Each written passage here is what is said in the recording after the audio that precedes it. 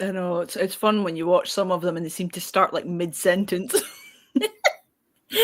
Well, and here we are, and so we're live at the moment, you and me. So here we are to chit chat books, and happy birthday, Jenny. And yeah, it was funny when I had on Dan and Mark, and Dan from World of Mr. Gray is Welsh, Mark is English, and they both have amazing accents, right? But Mhm. before we started the live, they're like, "You're going to need an interpreter. Like, they're not going to know what we're saying." Like, we'll Some be accents are great though. fine. But there was one thing I wanted to add, and because you mentioned with Libby Mhm. that you listened to it at what, 2.5? For most things, yeah. And I've tried that, and it's and when I used to use, I really miss it. It was a program called Kurzweil, and I used to use it with my students in school. And it was great because the text would be on the screen, and as the program was reading, it would highlight the words so that the kids were getting it visually and auditory, Mhm. but you could change the speed. And I liked it because it was by words per minute. So it was amazing, especially if you paid attention, because the students could adjust it themselves. And so the students I knew who knocked it down, it meant you had to speak slower to them, because that's why they were getting frustrated in some of their classes. They couldn't keep up with what the instructions were. And other kids would, of course, kick it up a notch because they were bored, like it was just talking too slow. But what I've noticed on Libby is you can't do it by words per minute. It's um, just either, like one time faster, two Yeah. times Same with Audible, it's all faster. just generic speed, so you've got to trust the narrator. So it was like I Yep. was just listening to Billy Connolly's one because I was reading along with his book, and his one I had to slow down because you forget Scots naturally speak faster anyway. So I was like, "Yep, I'm gonna have to slow you back down to 2 point speed." Okay. Now, when you're listening to the books, Mhm. do you have a book in front of you, or are you just listening to? No, no, I have the book as well. I'm easily distracted, so it's like if I read the book and the audiobook's going as well, I don't get distracted as much, and I can Oh, fly through a okay. lot more books. Yeah, see, I'm old school book in hand, but I'm just reading it. I've never tried a book and the audio. Mhm. Um, Partly because I find I read fairly quick anyhow. Mhm. Um, I'm good with reading. Math, not so much. And that's the funny thing. People seem to be one or the other. I found very few who can do both Mhm. quickly. Um, but yeah, I find with the books, yeah, I need those 2 pages in front of me. And I do like either tracking with my finger, or it's funny. I don't read aloud, but I know my mouth's moving when I'm I reading. still It's do that just, when I read without the audiobooks as well. Or sometimes, when I've got a physical book, when you were a kid and you had the ruler out to keep the yeah. lines. I still do that sometimes if the font's really little. Well, and have you ever read Wheel of Time? I am currently about halfway through the first one. Okay, There's one yeah, of the commenters, Heidi's going to be pissed because I've been trying to read it for months and it's like I keep getting distracted. I'm like, no, I promised her I'd finish this book. So I'm determined to well, finish it by the end of the year. and see, we're starting reread the whole series in January, a group of us. I don't know if we're going to be doing it on Vox or where Ven and I have to figure that out. But the paperbacks that I got were through Tor mass paperbacks. Oh, brutal. And Noah can't get after me for book murdering on that one. There's no way you could do this and Yeah. follow, because whoever did the typesetting on that sucked at their job, and without cracking the page, and even then they almost flow into each other. I'm like, okay, I'm a good reader and it's not hard for me. But some of the books, they're not all thankfully like that, but some of them, it's like it's one massive page. Mhm.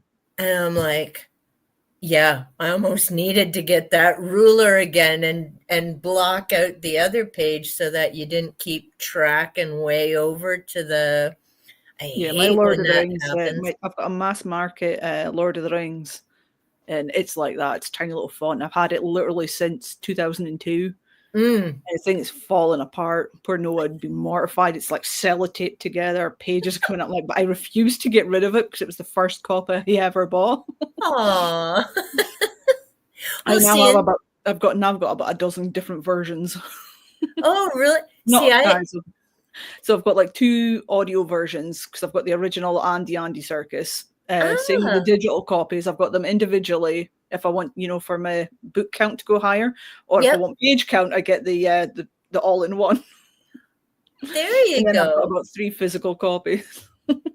Wow. Well, years ago, and I read it before the movies had come out, I used to have 3 hardback copies. And then when I cleared out my fictions, hi, Sean. Hi, Sean. When I cleared out all my fictions, that the Lord of the Rings one, I'd never gotten back to rereading it. And I wasn't on BookTube, and I just typically didn't read fictions more than once. Which, now that I think of it, is kind of dumb because there's movies I've watched over and over and over, and I know how those end. But I think maybe with the book, the difference is movies are typically 2.5 hours. Yeah, A it book most. takes a lot longer. Mhm. It's why I tend to restrict myself to only one reread a month.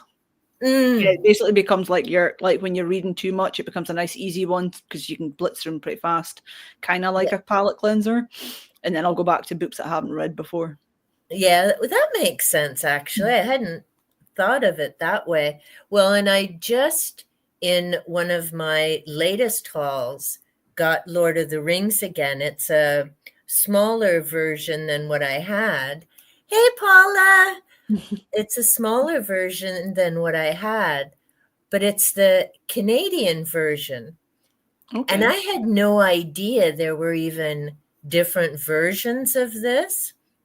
I mean, this is kind of the cool thing with BookTube, because I've just assumed the books we had were all the same, right? Lord of the Rings would be the Just different same in, covers.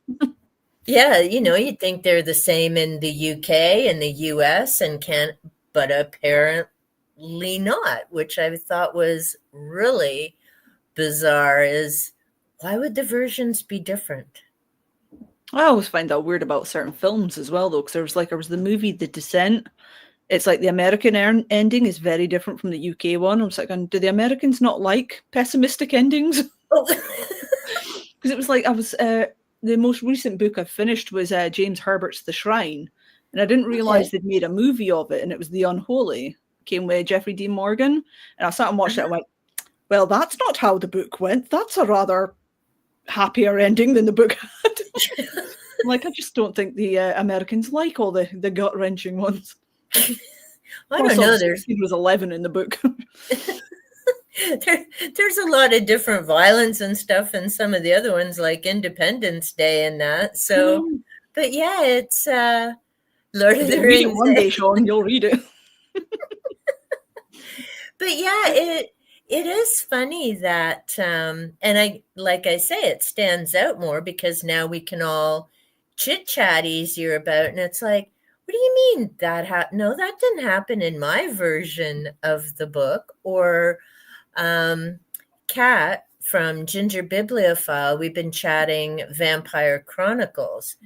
And, there was a while where I guess Anne Rice went off the deep end for a little bit and then kind of got back on and had some people editing her work. But I still have to read the one book one of them that I got, and Kat's like, well, let me know if you got the one where she's off the rails or where they reissued it and it's not quite as spicy. I'm like, okay, no idea there were two versions, but I think it was Greg. I think it was Greg talking about there was one book that was actually published different and the author had no idea. Like, I don't, there's, and See, I I find think that odd. You'd think you'd at least have the author do it.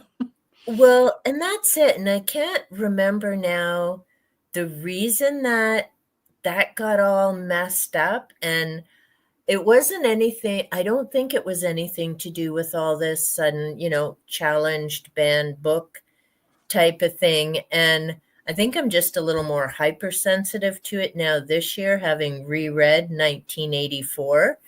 And the main character's job is, of course, to rewrite history and go with the propaganda of whatever it is. But I'm thinking you couldn't really do that even in Orwell's world, because you think of that ripple effect. There's no way you could possibly hit every news article, book. And if there were books out and about, how do you pull those back? And to be honest, now, did you read 1984? Yeah. So do you remember to get through it, but I got through it. Yeah.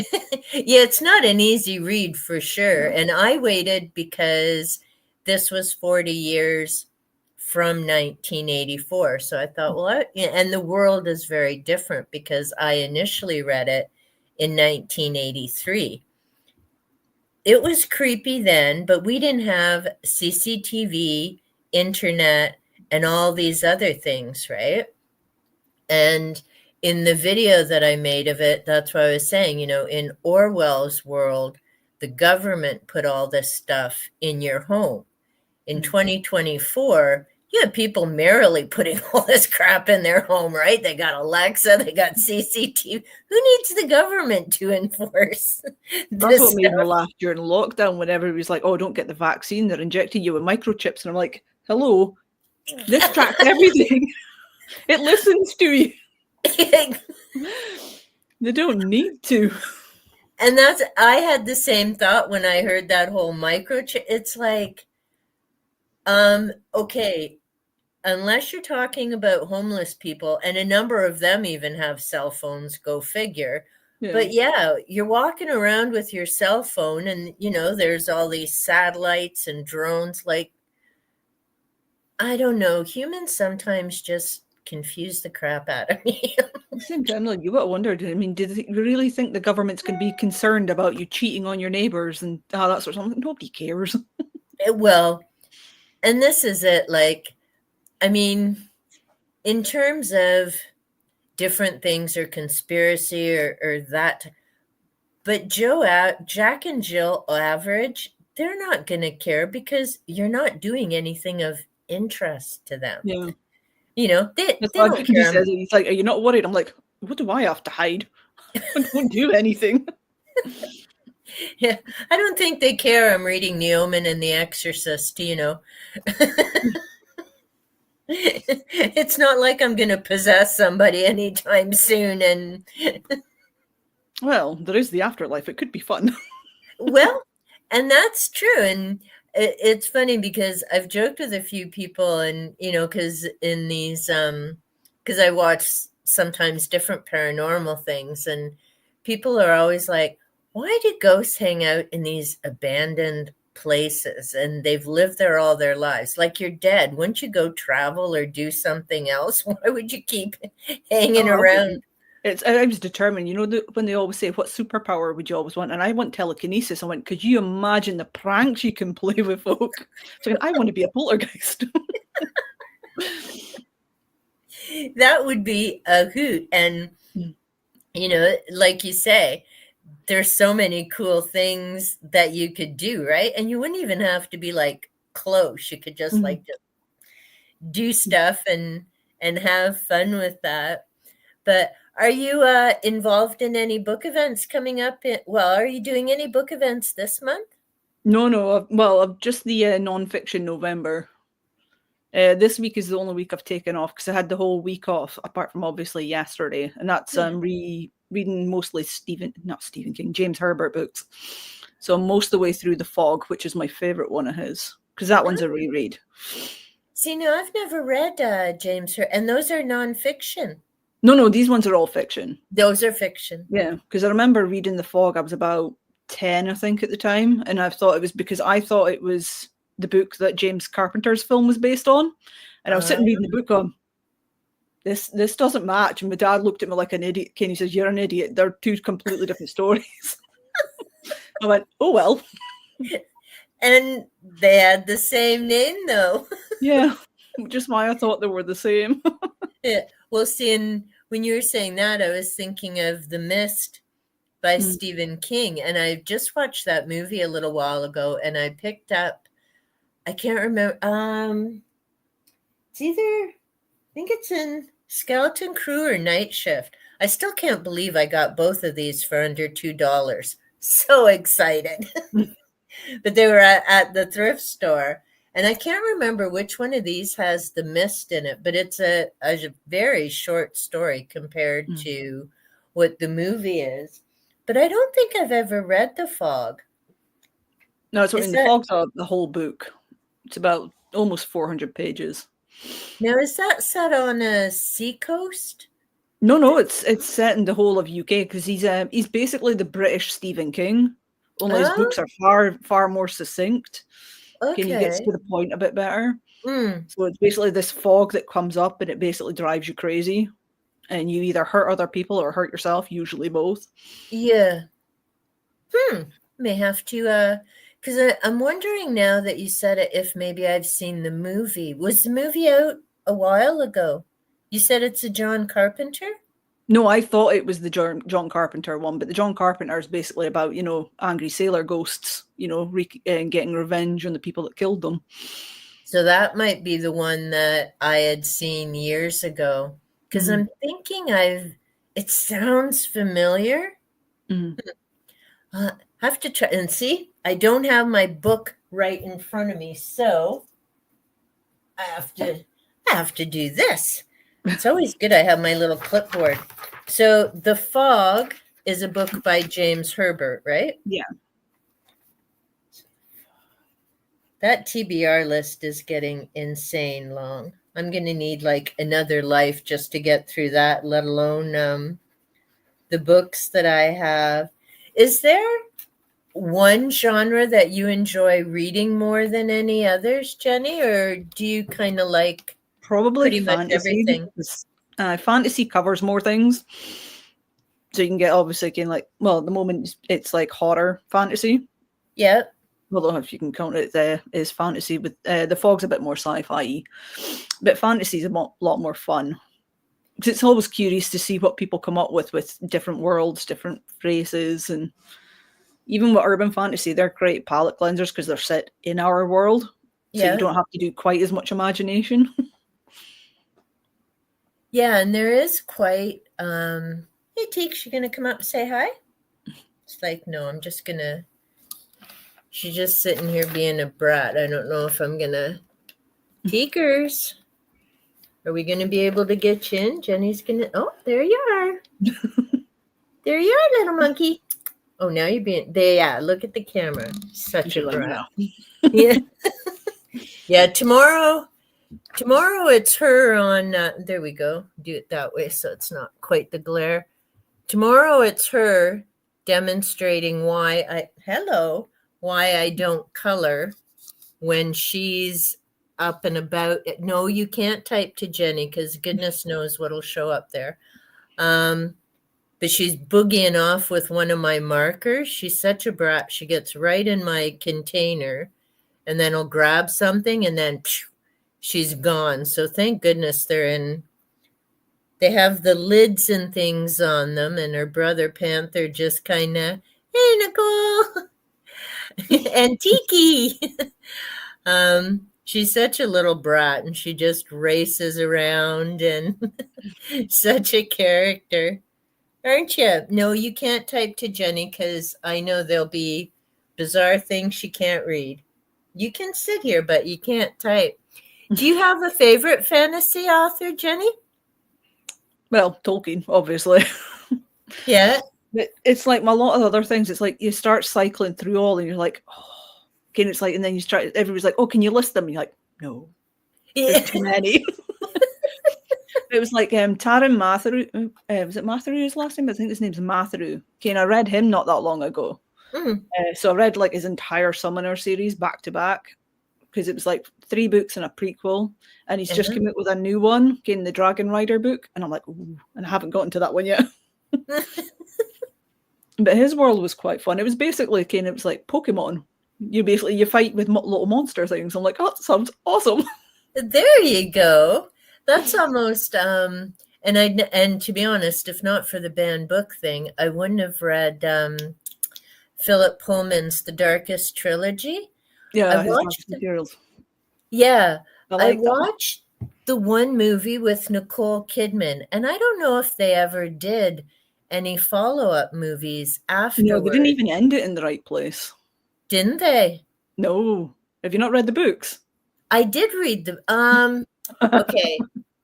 I read book 1, I read book 3, because when I went to my library, they didn't have all 3 books. Someone had taken out number 2. So I only read book 1 and book 3, and I thought, well, I'm not going to read book 2 because I know how it ends.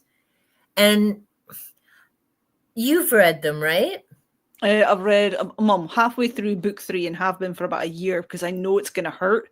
I'm deliberately putting it off. I'm like, no, yeah. I know it's going to hurt. But what did you think? At the end of book 2. Yeah, what did you think about the parents? See, I didn't read book 2, so I've missed that part. But I know about the relationship and the creatures and what do they call it? Dust, and that splits them apart type of thing. Yeah. But the parents ticked me off, and I only read book 1 and 3. But to me, and maybe it's just the way I read it, you can never tell which side are these two on. Are they trying to off their own kid, or are they trying to help her? It's like that throughout the whole books. Yeah, especially with like Mrs. Coulter, because it's like, okay, like, are you with the bad guys or are you against the bad guys? And then she flip flops a lot. So I think she does care about her kid. It's just I don't think she knows what to do about it. And see, and I'm not going to give any spoilers because, well, I try not to in reviews and stuff anyway. But that I think is part of why I didn't go to book 2. I'm like, I want to just take the 2 of them and knock their heads together. It's like, what is going on? I hate this not knowing and back and forth. And then I'm thinking of the kid because she doesn't know who to trust. And there's so many twists and turns to the story. And I have to say, I wasn't crazy about the ending. I'm pretty sure there was some other way that could have ended. But the series is better. It's much more accurate. Is it? And it's got an amazing cast in it as well. So I was a bit surprised when Lin-Manuel Miranda turned up. I was like, that was a choice. I mean, he's more accurate to the book, but at the same time, it's like you're used to seeing what was his name? Sam something or other. The guy that played him in the Nicole Kidman film. You expect him to be an older guy. But in the book, he is actually described as being younger. There you go. And I didn't know that. See, I watch very little to Zip TV. Partly, well, cable we got rid of 15 years ago because I got tired of the nickel and dime. Oh, you have to get this package, that package. I'm like, guess what? I don't have to get any package. Bye-bye. Especially when you only want one channel. Well, and then with this streaming, like we have Prime, but that's where it is. It's on Prime. Yeah, Mm. I'll have to check that out then. But is it another one of these? There's only 8 episodes, Yeah, well, and they're that's a short season. seasons, yeah, but it's all finished now as far as I can remember. So it's got all Oh, three seasons, all 3 seasons, and it is finished, but they are short seasons. So at least you're not going to be binging it for like a month. exactly. And then I'll binge it, because that's the other thing that frustrates me is I'm used to 22, 23 episodes I before the miss that as well. reruns and all that crap. Like, I grew up when September was when all the new shows started, Mm. or the new cartoons when I was a kid. You're I'm so always waiting for excited. that first weekend in September. But with this 8 episode, I'm not interested in investing, because it could just be one season. I could have read like a book instead. Oh, it's worse when And it's on Netflix because 9 times out of 10 you only get one season. And you're uh, just like, come on, give me more. And it's because they do the whole, like, they just drop it all at once. yeah, And it's like, if it doesn't do well in the first month, that's it, they can it. I'm like, well, you kind of need to build momentum. So it was like, yeah, what was the one I watched? Lockwood and Co. It was basically kids fighting ghosts because yeah. adults can't see them. So they have to rely on kids to save them. And they cancelled it. I'm like, oh, well, I'm going to go and have to buy the books so I can find out what happened next. See, and this is how, excuse me, this is how I got to reading Wheel of Time. And it never, well, at that time, I was pretty much into nonfiction, because I'd veered away from fiction for quite a while, partly because of King and his thing with animals and a few of the other authors. I'm like, yeah, I can't handle reading this. I got through Cujo as a kid and some of the others, but as I've gotten older, the animal thing's a big trigger. So I thought, well, if I don't read fiction, that's a non-issue, because I read about ancient Egypt and astronomy, and that kind of stuff isn't coming up there. So I pretty much missed the Wheel of Time altogether. And then it came on Prime, and we started watching the few episodes. And then I was like, and it was saying, based on the story. So I'm like, well, I'm just going to read the books, because who knows when the next 8 episodes are coming. And then, of course, between COVID and everything else, it was like a year and a half before the other ones came. Well, I'd already finished the series by then, because I bought the first 3. And then I'm like, what do you mean this is a 15-book series? Are you kidding me?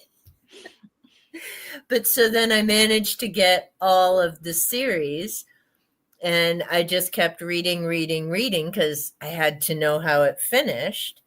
And it's funny because going through it I think we're starting in January. We're going to start with New Spring, which is the prequel. See, I But got told never to start with that one. Because I remember well, asking a group who says, Kane, it's like when you're starting it, literally start with book 1. Don't read the prequel until I think it was about book 7, because it oh, spoils some stuff. does it? Well, I have okay. no idea. I mean, you've read them all, so you'd probably know when you read it. You go, oh, yeah, I can see why.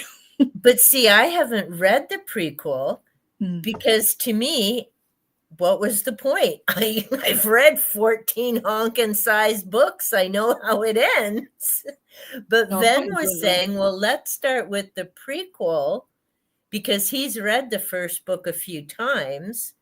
So maybe Ven and I need to have a chat about that. If it ruins some of the I don't know if stuff. it's true. It was just one of the guys was telling me, because I'd said to them, should I start with the prequel? And the Yeah. entire, I think it was one of the Discord chats I was in at one point, and they said, no, don't start there.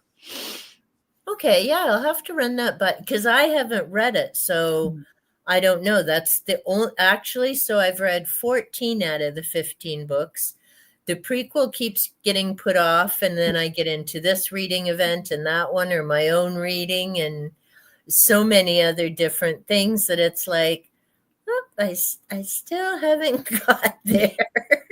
But I'm thinking, okay, I already know what happens with Rand, but even in the series there, it's so different from the books. But I think it's because Because, they knew they weren't going to do like 15 seasons. I think they were aiming for 8. So they were oh, having is to it? so they're trying to condense it. Which Yeah, would be good for like the slog section. They'll probably just tweak most of that out. yeah, but they still like Perrin. Perrin isn't married in book 1. Mm. He A lot of never people killed they his probably did that wife. just so that they could kill her. I'm like, really? And that's it. Like, there's so much to Perrin without making up the he killed his wife in the midst of this. Yeah. And so then when I've watched some of that, because even when Rand meets Lanfear, it's very different than the way it's set up in the books and the whole dynamics and where they meet. And Well, I isn't she get, younger in the books as well? pardon? Isn't she younger in the books as well? Like Luke's closer to his age.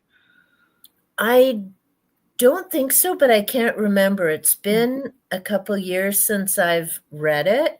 So she may. I know she's one of, what are they called? The Chosen?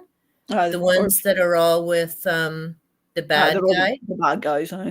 Is it the Forsaken or the Chosen? Someone like that. Oh, Forsaken, I think. Aye. See, and this is it. When you start reading too many different it's like, okay, wait, who is what with where? And, and to be honest, that's the one thing I do like with the Wheel of Time books. There's that nice big fat glossary in the back. So if you forget what, because there's so many different characters. Oh, what are the ones without the face that lead the weird creatures? Not see, now I'm thinking Lord of the Times, Lord of the Rings, but not the orcs. Trollocs are the bad. They're murder by numbers, sort of faceless army that you kill. And they're led by these faceless things, but they have two different names for them in the series. Shade? No, Fade. Fade was one of the terms. Yeah, Fade was but one. I can't remember the proper term they used for them.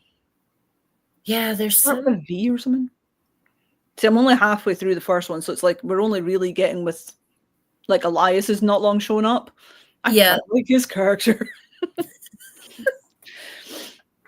Well, there's a lot of great characters in it. And I mean, even in the show, I think we've met Elaine season 2, but she doesn't have a brother in the show.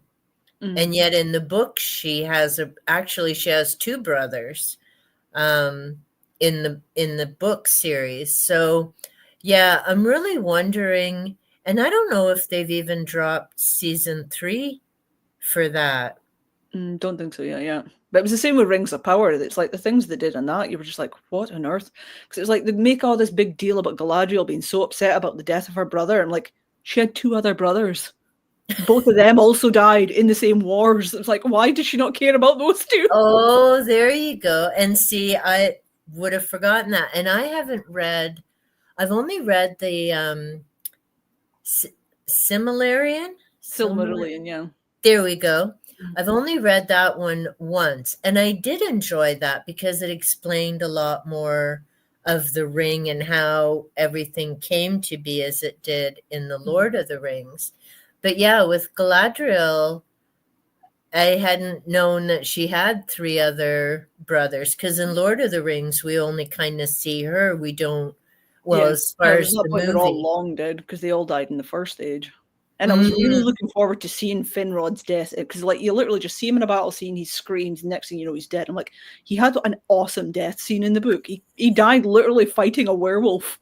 Yes, the werewolf was Sauron, but he died fighting a werewolf, and I'm like, oh, please give it to us. Yeah, see, that could have been.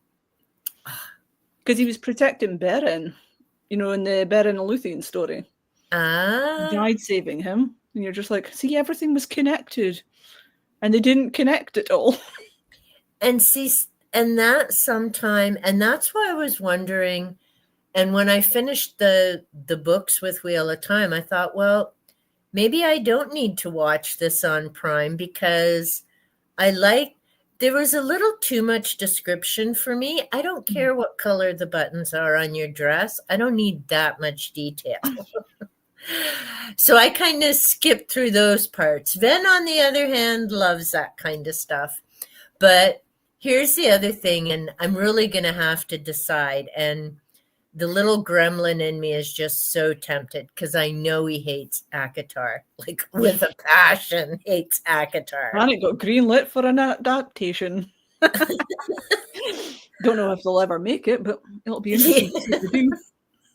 Well, I've never read any Sarah J. Maas, and as soon as I heard romance, I'm like, yeah, I'm out of here. She's like popcorn. It's like her prose is really kind of mediocre, but you can't stop yourself. It's like I'm halfway through ACOTAR, which is a shame because I've got two besties and we were all reading it together. And we didn't even realize we were all reading the same book. But one flew through the series and the other basically went, nope, I can't do it. I'm like, I can't DNF. I have to finish a book. And what's worse is I have to finish a series, even if I don't like it, which I'm not really overly fond of it. Oh, no. I will finish you. See, I'll do that with the movie, but I can DNF a book. I can do definitely TV shows, everything else. I can get bored of it and just go, nah, I'm done. But a book, I'm like, no, I will not be defeated. I will say that in 1984, the film took me about 3 attempts to get through as well, because you're just like, get to the point. Yeah. Well, see, it was worth it when you get to the end. You're like, damn, that was a bleak ending. Yeah. And I've done that with a few movies too, going, well, there's 2 hours I'm not going to get back, but at least I know how it ended. So, you're not, maybe I should, maybe it turned around somewhere before there. But so with ACOTAR, because Ven and I have this running joke, he does not like The Alchemist by Paulo Coelho. I love it. It is like my go-to. And I'm like slap bag in the middle. Yeah. I did not understand the hype, but it was like, okay, it was a good book and the story was long and all that, but I do not understand the hype. No, and I mean, to me, what I liked with it is the message that it's about the journey, not the destination. So even if Mummy too. What's that? The movie Mummy Returns teaches you that. That too. Like, only the journey is written, not the destination, because that's not usually important.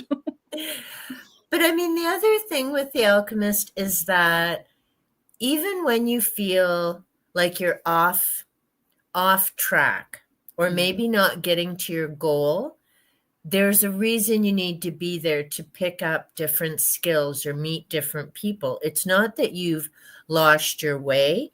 It's that you needed to take a detour before you could get back on the path. That's why I like the book. I mean, pretty much anything with Paulo seems to get a lot of hype because he's quite popular that way. But yeah, so it always cracks. And I did say, because Ven's like, but they're all pretty much the same book. And I'm like, yay and nay, because I've read, I think.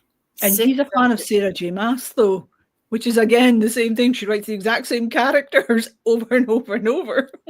Yeah, and see her, I haven't read. And so Ven and I were joking the other day, and I said, well, now I have to, I know, it was in Noah's last live when he picked characters for each of us. And I'm like, no fair. I haven't read the book. I don't even know who Netter is. So then we were in some other live, and it might have been Ven's sprint. And I'm like, well, damn, now I got to read the book because now I have to know who these characters are. So I checked my library. Well, there's 48 holds ahead of me for the physical book. I'm like, okay, that's going to be sometime next year. I checked Libby. I can't even remember how many weeks it was going to be to get the audio version. I think months, actually. Then I checked the ebook, and I can't do ebooks. Like, it just, no, one page flip does not work for me. But even that was weeks and weeks. I'm like, there was one site had Sarah J. Maas's audiobooks for free as a podcast. Really? I just can't remember which one it was now. Ooh. Okay, I don't even know if they've still got up. I kind of hope they do, because it might help me get through these books faster. that's true. So I will have to check that out for sure. Mm. But so the library was not an option. Spotify, I think Spotify had it. Did they? We'll have to look. I think it was them. Well, I checked Amazon. Amazon has the paperback for $17, which is not bad. Now, granted, that's 3 or 4 books at my thrift store. Yeah. The book is about the stick. Yeah. And it's funny how, life, can I afford this? Well, that's this many books at my thrift store haul. Do I need to buy books right now, or do I want to get this? So I'd left Ven a comment under one of our videos, mine or his, and I'm like, I found it for 17. He's like, it's not worth it. I'm like, oh, but I can get so much mileage between you and Noah out of this book. I have to have it now. Especially when the first thing you do is just go snap. Yeah, exactly. The unboxing or an envelope, because it would come in an envelope. Oh, thank you. See, Jenny, you come up with the best ideas. I know, so I was tempted to do it with a book murderer tag, is literally just have a stack of books just to break it in front of Noah. Well, I already have books. Well, I already have my bucket set up of books because I'm doing different arts and crafts. And this one, because I want to use different images. And I've got a cool little kids Crayola board that lights up so you can do the tracing. But to try and do that in a book, it's like, no, I need to cut the page out and then just slap her on the screen. But I'm going to cut the whole book up. And it was like, ah! We were talking about. Do that. They'll do it as like actual, like, almost like a wallpaper kind of effect of just like their favorite pages from favorite books and things. Yeah. I'm like, go for it. So I've got my bucket of books. I found several. I have my blade. I have my scissors. I have my tripod, my camera. I just need to set it all up, and then I'm going to do it. And then Noah's going to do his reaction. Dedicated to Noah. Well, I think this one's going to be the Book Murderer 2. Thing is, though, this will show evidence of your crime. It can and will be used against you.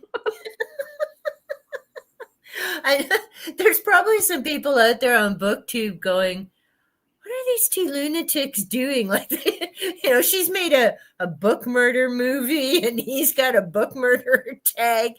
But, he's playing favorites because he's given people a pass who also annotate and have broken spines. I'm like, seriously, dude, I know you're a judge, but do you have to be like the real life ones? Come on. I'm just going to up my game now because what the heck? I'm not getting a pass. Probably wrote that entire tag just for you. Yeah. Call you out in front of everyone. Yeah, but the funny thing is, I don't care. I'm having fun with it. I think it's hilarious. And I've just done, it's it's the one coming up, actually. Do I need to finish? I think it's uploaded because I wanted to start making some of my own journals because normally this would be when I'd have gone to Indigo, which I can't believe it's almost been a year since I've graced their doors. Geez, there was a time I could have owned stocks and been loaded from shopping there, but now I just do thrift store. But normally this would be when I'd go buy my fancy yearly planner, right?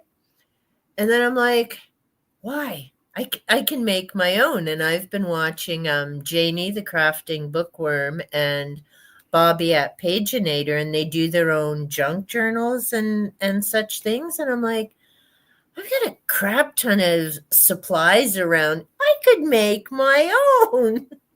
So I've gathered everything together for that. And then I just have to start putting it together. But when I put up that video, I was showing my one pencil case, and underneath it, I've got aka book murdering supplies.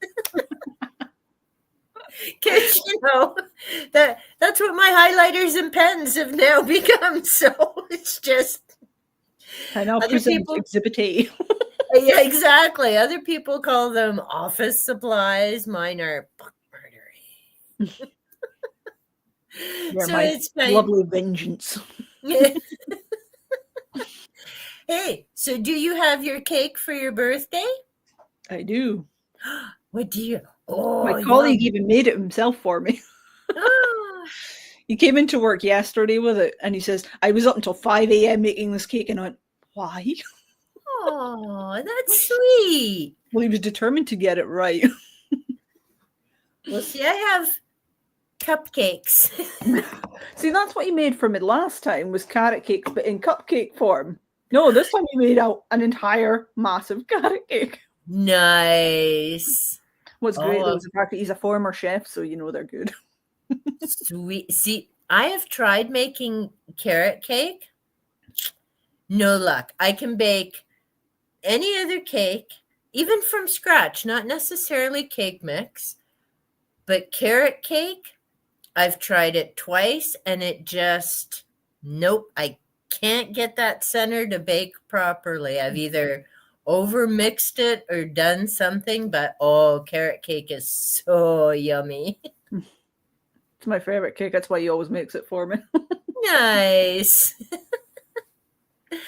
But yeah, well, and I have my spoon because unfortunately, since this stupid jaw and this TMJ, whatever that stands for, I can no longer just eat the cupcake with icing and cake because I can't open my mouth that wide anymore. So now even the cupcake is with a spoon, or my favorite way, I eat all the icing first and then I work my way to the cake. The icing is always the best parts. And I agree. So, and yes, I have a lid because that's when Tiki would decide to come and help me out. Although, well, Zena's sleeping on the bed, so I know that's safe. And Panther isn't big on people food. Mm-hmm. So, happy birthday. Thank you.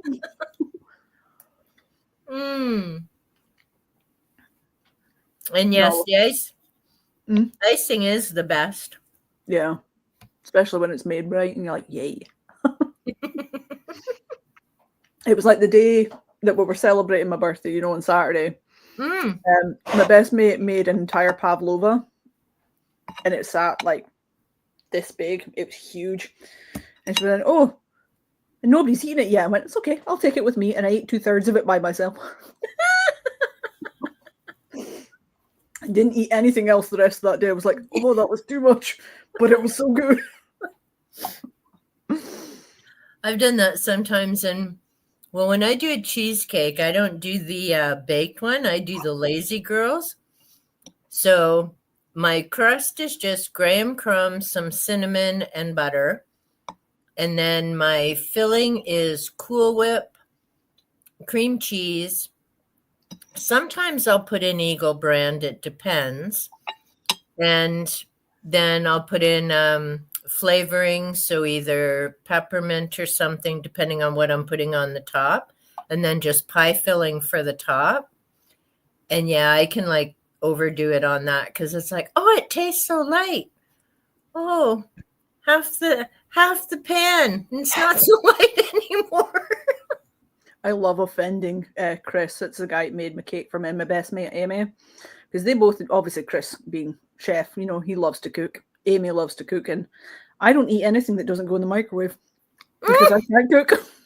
Oh, no. Somebody said, you can't be that bad. I went, I burnt boiling potatoes.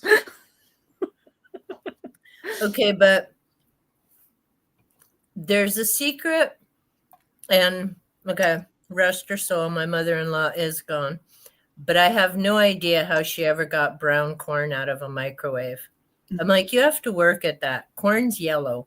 How does it come out brown? Like,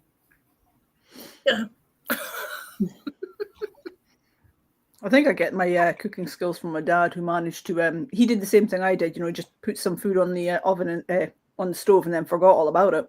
In his Oh, case, it was eggs. And have you ever seen what happens to boiled eggs when you forget about them and the water's all gone? They literally explode. do they really? Oh my God. I mean, you can cook now because obviously his wife and stepmom, she's got well house trained now. He can do an entire Sunday roast, like completely like Yorkshire puddings from scratch. I'm like, damn, I'm jealous. Ooh. See, I was lucky.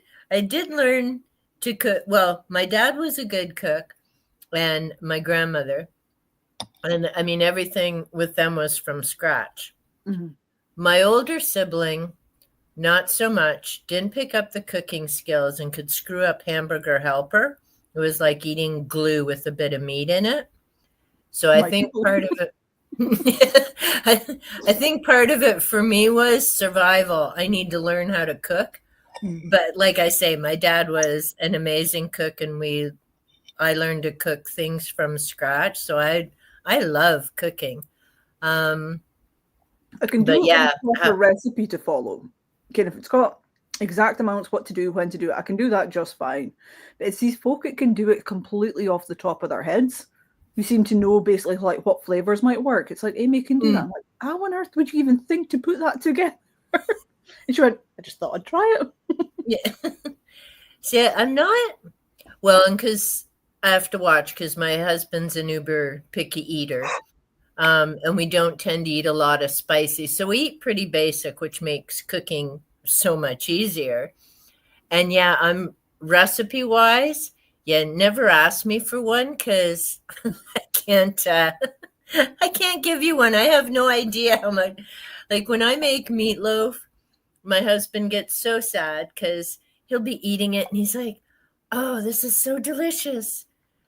We'll never have it again." Because I have no idea what I threw in that time. It was like I was mixing it up. I put it together, and what I'll do is buy a honking bunch of ground beef at one time, and then I'll mix up 2 or 3 meatloaves to put in the freezer.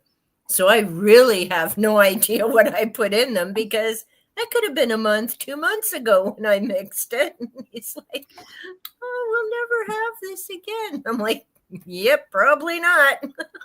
I got the same with my gran's. My gran makes chicken broth. Well, she makes a lot of different soups, but my favorite is the chicken broth that she makes.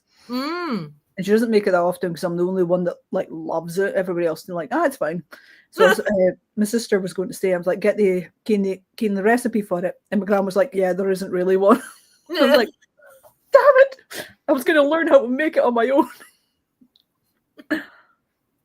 See, I mean, I'm the same. Like, couldn't tell you what I put in my meatloaf half the time. It's just, yeah, let's grab this, that, and the other. And I chuckled because there's a friend of mine.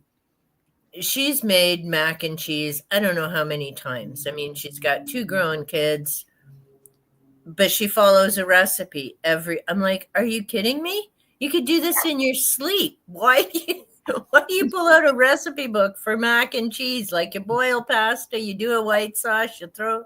She's like, no, I have to do this. I'm like, okie dokie then. I think spaghetti bolognese is the only thing I can do without a recipe because it's so easy. Well, like I say, we eat pretty basic, so it's and I mean lasagna. I've made it so many times that I just the layers and the basic ingredients. So yeah, if it was anything a whole lot fancier, I pizza crust, I'd need to try and follow a recipe. Never had too much luck with that either. Or scallops. Scallop potatoes the hubby has to make, which is hilarious because he doesn't like them. But he can bake them perfectly. And actually, he doesn't mind them. It was funny because when we'd go to his family's for dinner, he'd always have a baked potato. Can't go wrong with baked because, well, because his mom figured he didn't like scallops. So he got a baked potato. The rest of us ate scallop potatoes. Meanwhile, he likes scallops and like, whatever. Mr. Finicky. Hey, Leslie. Oh, in the middle of sprinting. Yeah, I was sprinting earlier, and I was like this close to joining on. I'm like, no, I need to fix everything and make sure I've got everything in place. Because my poor camera hasn't been out in a while. Oh. Like, yeah, I really need to make. I'm still got about 4 tags that have been tagged in. I'm like, I really should film those. See, there you go. Well, Leslie, I'm eating a chocolate cupcake with vanilla icing. Jenny, you have carrot cake. Homemade by one of my colleagues.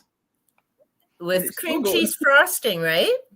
I have no idea. I'm guessing probably the normal frosting. Because he even made the cute little carrots to go on top. Oh, that's sweet.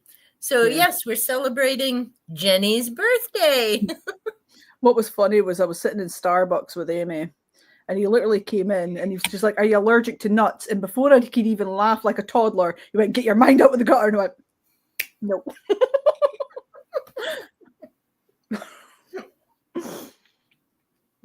Well, I like having a childish sense of humor. It's fun. Well, see, now you can tell Dave and Gareth, we had cake. Like Marie Antoinette would want us to.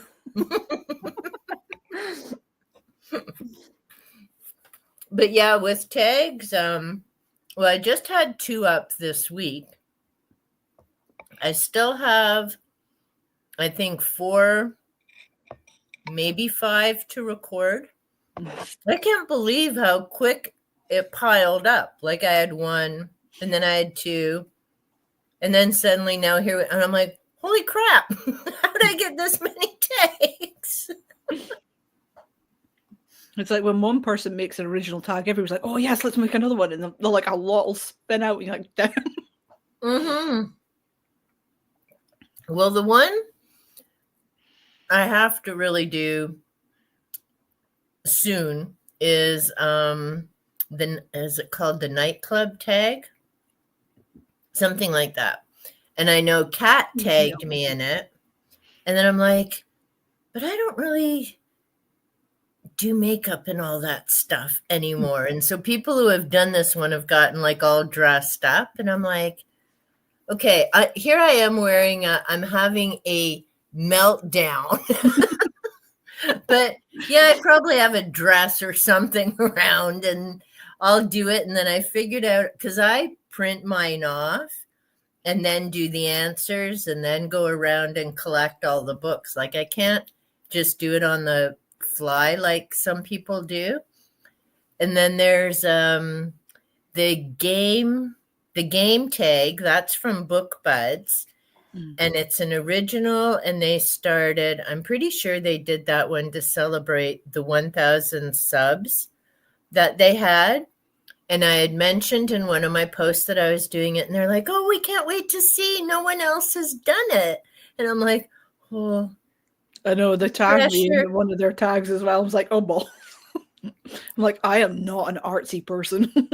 Well, see, this one, and I watched their video a couple of times to get ideas. And then I'm like, okay, I'm overthinking this because there's, I think is it five prompts, I think. But the first one you do is Pictionary. And so then I thought, okay, and I mean, for them, it was a bit different because there's the 2 of them so they could guess in person, right? And then I'm like, well, okay, since I don't have someone to guess in person, I can draw it ahead of time and not, make it fancy, do it like a quick Pictionary thing. And then I picked the book, which I thought I could kind of pull off with a Pictionary. Number 2 is charades. I'm like, oh my God, it's been so long since I've played charades. I'm going to screw this up because I can't remember what the different, I don't movie. And so I've been kind of farting around with that to think, all right, I'm going to pick a book that's not too difficult because you want people to be able to to guess or, pause the video, whatever. The third one, 8 one-word clues for the book that you've read. And then the other 2 are fairly easy. You just have to pick 8 books. One is comparing the covers. Ven would have a brutal time because half his bookcase is cover buys. But you pick 8 books, and then you challenge 2 against 2 until you're right down to the last winning book. And the other prompt had to do with 8 books, and I think it was your favorite read. So then you had to challenge those 2 books down. So those parts are easy because it's just coming up with the 8 books that you've read or the 8 covers that you really like, and you're just narrow. But the charades one, I'm like, I don't know how to do this.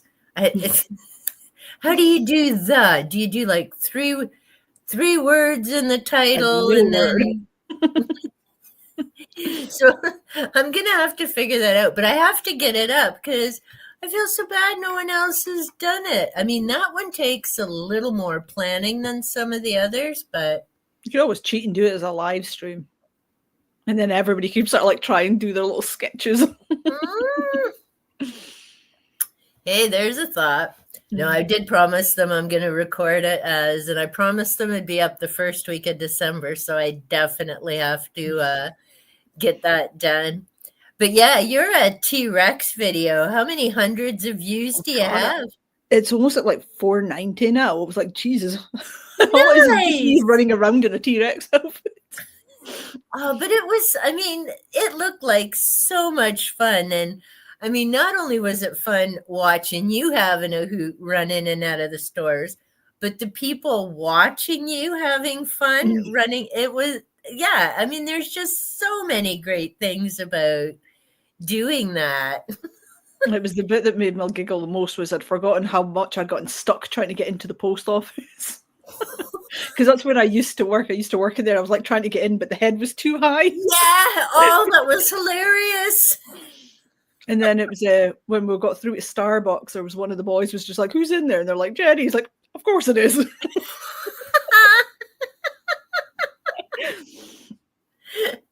But that's nice that, so you work in a plaza type then. Yeah. And that's nice so that everyone, shops had to run past most of them to get to Starbucks. It was worth it though. Oh yeah. And I mean, again, it was great because everyone had so much, like you could just see people giggling as you were going by and the 2 of you were giggling and it was Starbucks in particular. I don't think the video picked it up as much, but pretty much half of Starbucks just erupted into laughter as we just running in because I was so sure that the Sainsbury's security team would stop us, because obviously you're not supposed to go in with like masks and things. I thought, well, this is an entire suit. I'm going to get into trouble for this. So it was like, move fast. Did they say anything to you? No. I don't think it took them long to realize I wasn't there to, steal anything. Not that my little arms would have managed much. Yes. Now, how did you get in that thing? Oh, there's a seam up the back. So you've literally got to like climb into it, kind of like a hazmat suit. Oh, yeah. You've got to squirm into it and then somebody else has got to zip you up. Oh, I mean, it looked like fun, but there's no way I could handle being in there knowing you were zipped in. Yeah, you're completely sealed in. It's hilarious. And when you look up, it looks very surreal. It's like, oh my God, I've just been eaten. Yeah, no doubt. Well, because there'd be space. Yeah. Now, with the plate, how clear is that? It's fine until you start breathing too heavily. Because it gets very hot in there. Because the air doesn't really, like the little fan is basically just to keep it puffed up. It doesn't really circulate the air. Yeah, good point. Because, for the size of it and to keep it up and all of that. Yeah. And so it's very hot in there. It would be like you wouldn't want to be in there overly long because there's nowhere really for the air to go through and recirculate. Like you said, it would just basically keep it going. because it was funny. My library here, they actually have a picture of the T-Rex, and because it was some event. And every time I've gone to my library page to look at a book, I just get the giggles because now I just see your video automatically. When I see the T-Rex, I just automatically think of your video now. It was when Noah put it on his one and showed half of it. I was like, oh God. Hey, if I knew how to do that, I'd show it again. Like, if people haven't seen that video, they have to. I've watched it, I don't know, 3 or 4 times. I watch it a few times as well. I'm like, it cheers you right up. You're just like, oh my God, we were so silly. But I mean, that's it, right? It's people having fun and a good time. And I mean, in the months and years to come, that video is going to get a ton of views because we're definitely going to need something for a chuckle and a giggle for sure. But yeah, that was a hoot. So how are you feeling about your channel and where things are going? What with my whole 2 videos? Well, and I mean, technically it tells me I have like 9, but I'm saying I don't count the shorts, and I don't even really count the T-Rex one because it's not technically booktube related. It was just, I think it was MJ and Gareth had basically suggested I put it up, and says, "Oh, put it up again so we can see." I'm like, okay, here you go. But hey, not all mine are bookish either. I have my cat videos and my nature videos and books. I know Janie does her crafting in her books, so it doesn't just have to be books by any means. Well, unless you want it to just be. I've never really given it much thought. Somebody had mentioned about maybe putting up like shorts of like what Aberdeen is like. I'm like, it's grey. What else is there to say? We're literally the Granite City for a reason. Which always makes you laugh when you get all the tourists coming going, oh, it's such a pretty city. I'm like, we've literally got the dullest grey granite throughout the entire city. It's like the only time the city's pretty is when it's like just after it's rained because the granite's then wet and it actually looks quite pretty like that. Luckily, being in Scotland, it's wet quite a lot.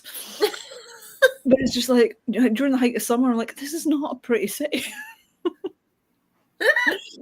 There's not even that much to do here. I mean, the beach is okay, I suppose. It has its moments. It's surprisingly warm down there. Nice. It's odd considering it's the North Sea. And you're saying, this should not be warm. We'll see. And now, have you noticed much of a difference with your climate in the last couple of years? Yeah. And even not just even the last couple of years, it was like when I put up that picture of the snow that we've currently got. I mean, this is the first time we've had snow this early since I was like 12 or 13 years old. And I remember it because I got what we refer to as a birthday drifter, you know, where you get tripped up and then you basically try to turn you into a snowman. And your job is to try and get up before they can do that. And it never works. And that was the last time we ever had snow that early. And you've already got snow? Yeah. We got snow it started about 2-3 days ago. And it's still got a wee bit of snow. I don't think it's going to last much snow because I think it's supposed to be raining at the weekend. I'm like, great, we're going to have sludge again. And see, there's the huge difference. I live in southwestern Ontario. We should have had snow a month ago. Yesterday, I'm going to put it up on my channel later. Yesterday, we had torrential frickin' rain. And my plants are still growing. I cut my grass November the 6th for the first time in my freaking 60 years of life. You don't need to cut grass here in November. And folks still say the climate crisis isn't a thing. And you're like, really? We're in Scotland and during the summer we were getting 38-degree weather at one point. I think the highest it got at one point was even in like 40, 41. I'm like, we're not supposed to get above double digits. Yeah, wow. I freak out. Well, it's like when I was a kid, the highest our summers used to get was maybe 18 degrees, and that would last maybe 2 days. Yeah. And then it would go back to your normal, and it's like anywhere between like 8 to 12 degrees would be like the average. You're like, thank you. That's a nice, comfortable temperature. Yeah. But what's worse is a lot of people are getting used to the warmer temperature. So when it goes back to what would be normal, they're like, it's too cold. I'm like, no, this is nice and normal. And that's it. And I mean, I don't know about your temperature. Ours here, it's nuts. It'll be like the temperature in my house can literally change by 10 degrees within 2 days. Mm. And outside is about the same. And so we'll have 2 days where you feel like you're going to literally just melt into a pile of goo. And then at the end of that, the next day, you're looking for your winter underwear because you're going to freeze. It's like, no, you're supposed to have a few weeks so the body can adjust. Yeah. And then there's that slow build up to going up or down, not, oh, you went to bed and now you're freezing your ass off when you get up in the morning. Like, that just is not the way weather's supposed to go. Yeah, the entire wild. weather just seems to be bipolar at the moment. Well, that's why, and let's see if I can, I'll move my I use my sippy cup because in case Tiki comes to try and get a drink. So here we go. I'm having a meltdown. Kat and I have been joking. Mother Nature's going through menopause. Like, these cycles are cuckoo. They're just too extreme. Is wild. And yeah, I agree. Like, people who think there isn't something changing have not been alive very long, because you can tell from one year to the next. I mean, I remember when I was still working in the schools that I had 3 days off from school one year just before December break. We had snow days, and that's unheard of because I live in the city. And so not all of our kids are always bused. They're close, but it was so bad that even the buses weren't running. And yet these last few years, we've barely had any white on the ground, let alone snow days. Like, kids are freaking out all over southwestern Ontario. They're used to their snow days in the country, and it's not happening. That good for years. Although my favourite was one Christmas, my cousin's little boy, Damien. Irony of him being born on Christmas Eve, and his name is Damien. It was lost to my cousin. She didn't understand why we thought it was hilarious. Never read The Omen, did she? No. He lived up to the name as a kid, that's for certain. Well, but there was one year, it was his birthday on Christmas Eve. We were staying with them because we were going out to her mum's the following day. And he was all excited because there was even snow on the ground. Wakes up Christmas Day, it's 18 degrees. And the snow is all gone. He literally ran out the door. He was about 12 or something like that. He went, "What the fuck is this?" He stormed back in. Look, I'd never been proud of him. I was like, I'm definitely a Scottish kid. And then the following day, there was snow again. I was just like, I do not get this. I do not get this at all. See, and that's it. Like, it's just that up and down. And because, like, I mean, we haven't even had a hint of snow. And I'm like, it's the middle of November. And I'm sure that's I was saying to my husband, I'm sure this is part of my moodiness. Like, I'm just irritable because I'm not used to this much greenery in freaking November. And my lawnmower does not come out in November. This is the last. I mean, it'll wait now till the spring. But I'd gone out the other week and raked up all the leaves, which are not ours because we don't have the big trees with the leaves. They're all my neighbors, but they love my yard. So I was out raking them up, and then I thought, grass is high. It's November the 6th. Yeah, this will be one for the calendar. Never cut grass in November before. It's like, and I really hope I don't. And actually, we were joking, too, because on our deck, we used to have this nice, what do you call it? Not a gazebo type thing with a fabric top. It was gorgeous. The problem is you had to take the fabric top off every winter because of the amount of snow that we get. So this was 6, 7 or so years ago. And this was October. And I was saying to him, you really need to get that top off. Oh, it'll be fine. We won't get snow for a while. Stop worrying about it. We wake up the next morning. It looks like some freaking massive spider died on my deck because there'd been so much snow. It literally crashed in the middle and bent the rods. Oof. So I opened up the window and I said to my husband, so, Sparky, what you think? We need to get maybe a new thing? But that was October. And I think that's the last year it snowed that heavy in October. I know. It's so sad. I miss having proper seasons. Exactly. I mean, I love shoveling snow. That's part of my physio along with my yard work. Other people are like, oh, I'm glad we have rain. You don't have to shovel it. I'm like, I hate rain. It turns to ice. Oh, see, I love the rain as well. I've got a couple of keen customers that come in by my work saying, you must be happy then, because every time it's miserable weather, I am at my happiest. Because it's a good excuse not to socialize. It's like I go to work, I go home, and I'm like, aha, my book. And they're like, you want to do something? I'm like, nope. If there's a thunderstorm, I don't mind the aches and pains because I have arthritis. So rain and I are not besties. See, I sleep through it now. It's so sad because I quite like listening to thunderstorms to go to sleep, which means if an actual thunderstorm happens, I just sound asleep the entire time. Oh, oops. And I love listening to them. And so do I. Love, the lightning. And you get the negative ions, so that whole positive feeling. So if you're going to give me a light show, I'm okay. It can rain away.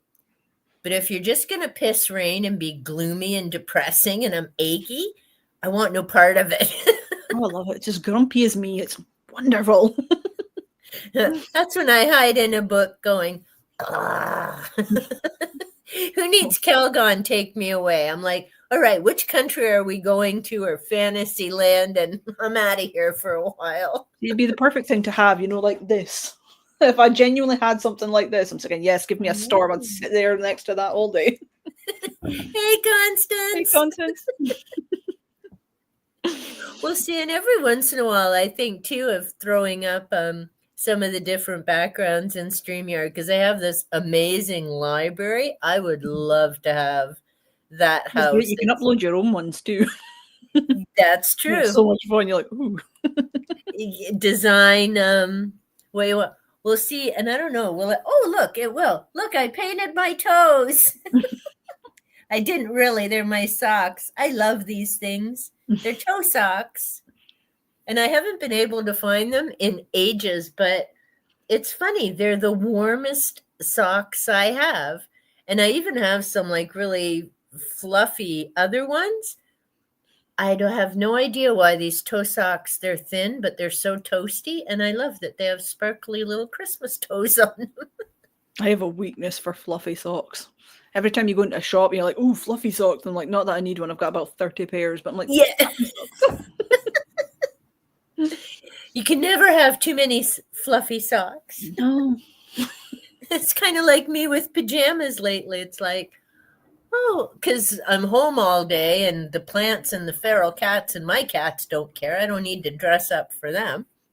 So, the odd time I'll just pretend and throw pants and things on. But usually it's like, comfy jam. And now jammies look like tracksuits and stuff. So even if you have to go to the door because something arrived, it doesn't matter. Well, the UK for a while had that entire advert section. I think it was M&S that were doing them, and they referred to them as the pajama mamas. It was basically all the mums that were dropping off their kids in their jammies, and they made an entire ad campaign about this. I'm like, I've literally gone out in my jammies, so it's like I've got like, I don't know if you can see, they're like tartan. Ooh, but they're nice. They're like thick fleecy ones. Ooh. I've even gone to the gym in them. You get some odd looks because I had one when I went to Starbucks. I went, "Is that your jammies?" I went, "Maybe." But the designs and stuff, like you really can't tell. I mean, that a lovely pattern, and Yeah, it's just at a torn. well, at a distance, it would look just like fancy track pants, right? Yeah. Especially considering they're the thick fleecy ones, not the like I do have thinner ones as well, and you can definitely tell they're pajama ones because they're like almost t-shirt thin. Mm. So you can tell that they're not trackies. Yeah. Well, I've got and I blame my husband, so it was a year ago. So yeah, November, December, he had to get new glasses. And so the mall that he went to where the glass place is, I'm like, well, okay, I'm not sitting with you while you're picking your glasses, so I'll be heading down to La Rose and see what they got shaking in the PJ store, because it's just a hop and a skip from the glass place. And well, wouldn't you know it, they had a sale, and I'm like, ooh, love me some comfy jammies. And they had these amazing ones that are, it's recycled paper turned into cloth fiber. Okay. And oh, they are so soft and warm and comfy. So I bought a few pair, and that's where I got my Levian Rose bag that keeps bringing home my book hauls now that I've managed to cram full. But so then he ordered his glasses. That was fine. Then we had to go back a couple weeks later and pick him up. And I'm like, okay, well, you go see if they fit. Bye-bye. And down I went to Levian again. And they had another sale. So that was awesome. And yeah, so I've bumped up my jammy collection. So that was last year's splurge. And this year has been thrift stores, which I have to behave. And I just went, well, I put it up this week. Kevin Tolles had a great tag. It was, you go into your bookstore, thrift store, you give an employee money. So he did $20, but he's in the States. So when I went, I gave $25 because our books are titch more expensive. And you just say, go find me books for that amount of money. And now when he did it, it was kind of awkward because he didn't know the person in the store and they were kind of looking at him. So he kind of had this whole conversation, and she went and found some books for him, and it turned out well. When I went, I knew it was going to be a hoot because I typically only go to the one thrift store. We have two in the city that are specific bookstores for Goodwill, and then we've got a bunch of others that have clothes, furniture, everything. But the one I typically go to, so I thought, yeah, I need some shop therapy. I went on Saturday and I'm like, okay, here's the deal. $25. What can you find me? And it was awesome because it's one of the individuals I've been chatting with for months. And it's awesome because I know she follows my channel as well. So she knows pretty much what I read, and we've talked about different books, and she's made book suggestions. So I knew it was going to be safe and I'd get amazing reads, which thankfully they were awesome. And she was like, I was happy because they're books I wouldn't have typically gone. Like, I don't buy memoirs, and I typically don't go in the history section sometimes. So she found me amazing books on Alexander the Great, a memoir by a literary author I hadn't heard of. She writes children books. This one. And it was too funny. Like, she came up to me and she was uber nervous. So this is Book of Extraordinary Facts. And this almost looks like a plaque, the things on East Island, the heads. And she was like so nervous when she came to find me. She's like, okay, I've got your books up at the counter. It was awesome because we were standing by the science fiction section. And I just looked up, Googled who wrote the Dresden Files. Ta-da, there was book 1 and 2 of the series. And she's like, yeah, these are a great read. I'm like, awesome. So then we headed to the checkout. This was the book on the top of the 5. I'm like, I have looked at this book so many times, had it in my hand, and put it back. And like, okay, now it's meant to come home with me. So that was awesome. And it's just, yeah, a lot of interesting facts like that. But it was just such a fun thing to do. And I knew it was going to be a hoot because, like I say, she and I have talked about books so many times, and she suggested books. And now, have you read the Dresden Files?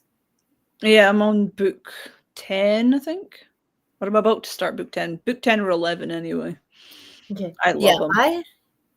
I haven't read them before, but I keep hearing everyone talk about them, and it sounds so much like something I'd enjoy. It listening to people, it reminds me of Night Stalker. Well, it tends to remind me more of like Buffy the Vampire Slayer. Okay. TV series. Well, it's that sort of comedy anyway, because it is really funny. The closest I got to Night Stalker is I watched the remake they did with Stuart Townsend. Ah, I did not watch the original. I'm beginning to make it like a personal thing because it seems to annoy people that I don't watch the originals. I only watch the remakes. Well, the original is way older, hun. I can't, and see, I can see him, but I can't remember his name. I think it was Gavin something. But I do remember the original Night Stalker because, yes, I'm that old. It's why I always laugh when the rest of you are going, oh, I'm so old. And I'm like, oh, you're all babies. But, yeah, the original Night Stalker. Now, how was the remake with Stuart Townsend? Was it good or? It was fine for what it was. I mean, it got cancelled after one season, and you could tell that they obviously wanted more, but I have no idea how good it was compared to the original. Yeah. I thought it was a lot of fun. You didn't have to concentrate too hard on it. Which sometimes is what you want when you've just finished work. Exactly. And that's what I found too and I think that's part of what turned me off TV and back to books, not just the nickel and dime streaming. Ooh, get this, get that. Although, like my husband was saying the other day, and I agree, because I wanted to watch The Exorcist. We can get it on Prime if we want to pay for it. Mm.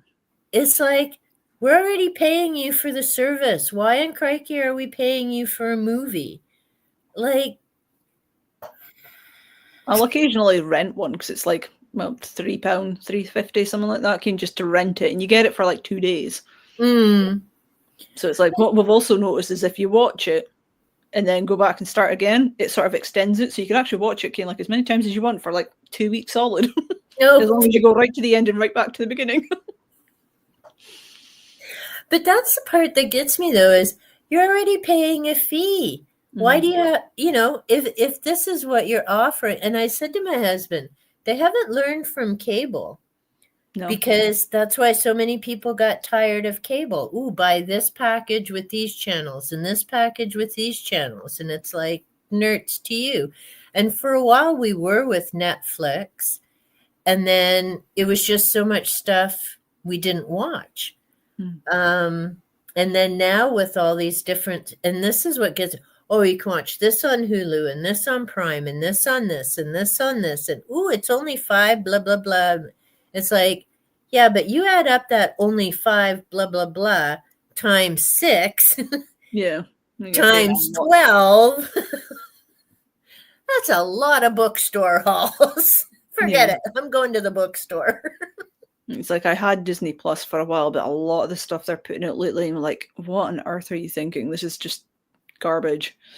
And then the closest they got was apparently they're now partnered with Star, and I'm like, that's not exactly appropriate for children. I hope they've got a way to block that so the little kids aren't watching some of that. Ooh, yeah. Well, and I almost got Disney Plus because, to be fair, although I wasn't crazy about the last 2 Marvel movies, Endgame and whatever the one was before that, but I did want to see where they went with Loki because I did enjoy that character. Oh, he's great, isn't he? Yeah. I mean, and that's what really pissed me off with Endgame is they killed him off. It's like, what the hell? Come on. But I wanted to see, because you knew he left with, what was it called? The Tesseracts? Mm-hmm. So I wanted to know what happened, just not enough to pay Disney. Mm-hmm. And I'm irritated with Disney because instead of supporting Johnny Depp, they voided his contract but kept his abuser, Amber Heard, in Aquaman 2, which I will never watch. Screw you, Disney. That's wrong. Oh, they chopped most of her character out with that film. Well, they should She's have chopped her barely in out. it. Yeah, they should A have lot of people were chopped her out. surprised. Wow, she's I think she's got like maybe 5 minutes of screen time. It's like, well, that's what you get when you lie. But I mean, people were complaining even before they started making the movie. They knew fans were not in support. They should have just got rid of her. And there was Cast her. It's not like she was a massive character. well, and there was talk of have you ever watched Game of Thrones? Mm-hmm.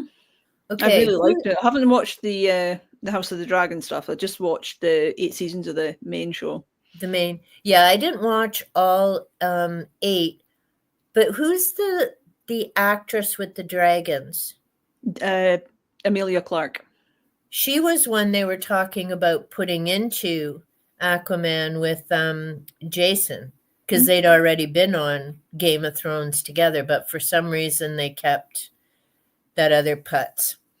So yeah, I don't know. But it is frustrating because instead of having just a few channels, there seems to be so many of them. Now, it's funny because every once in a while they share shows as well. There was one that I watched with Kidman and Melissa McCarthy. It was on Hulu, but then it came to Prime. Oh, somebody was just reading the book, and now I can't think of the name of it. It's about going to this resort, and there's 6 people, and they've all kind of got their own stuff. It was really I thought that was a film. Is that a series? Yeah. Oh, okay, I thought it was a film because I remember seeing the advert for it. I can't remember what it was called, but I remember seeing an advert for it and thought it was a movie. I keep forgetting that most movie stars are all in TV now instead of in their films. Like Instead of, and that's it. It was a mini series. Oh, I wish I could think of the name of, because it was good. I think it was it 2 or 3 episodes? Because it wasn't a movie. It was separate, but it was quite good. I didn't realize there was a book until someone was talking the other day going, oh yeah, I'm going to be reading. And I'm like, hey, I actually saw that. And it's not like old. It's why I quite like Netflix. Netflix actually has an entire section, and it is movies based on books. So you can flip through them all, and it's like, oh, no, because that's how I found Lockwood and Company, or Lockwood and Co. Sorry, because I was just flipping through it. It's for a younger audience. The books are, but I was just flipping through, and I literally binged the entire series, and then watched it twice. I'm like, this is so much fun. Nice. And then they were like cancelled, and I'm like, of course it is. See, and that's what typically ended up happening to us is we'd find this amazing series that we enjoyed and we're really getting into it, and then it was gone. Yeah. It's like, and yet others go on and on and on. It's like Supernatural was the one that I loved the most. Yeah. Like they'd hoped for 5, but they were expecting only 3 seasons, and then it went on for 15 instead. I'm like, yes, because they were awesome. Exactly. And I've actually watched, well, all 15 seasons twice.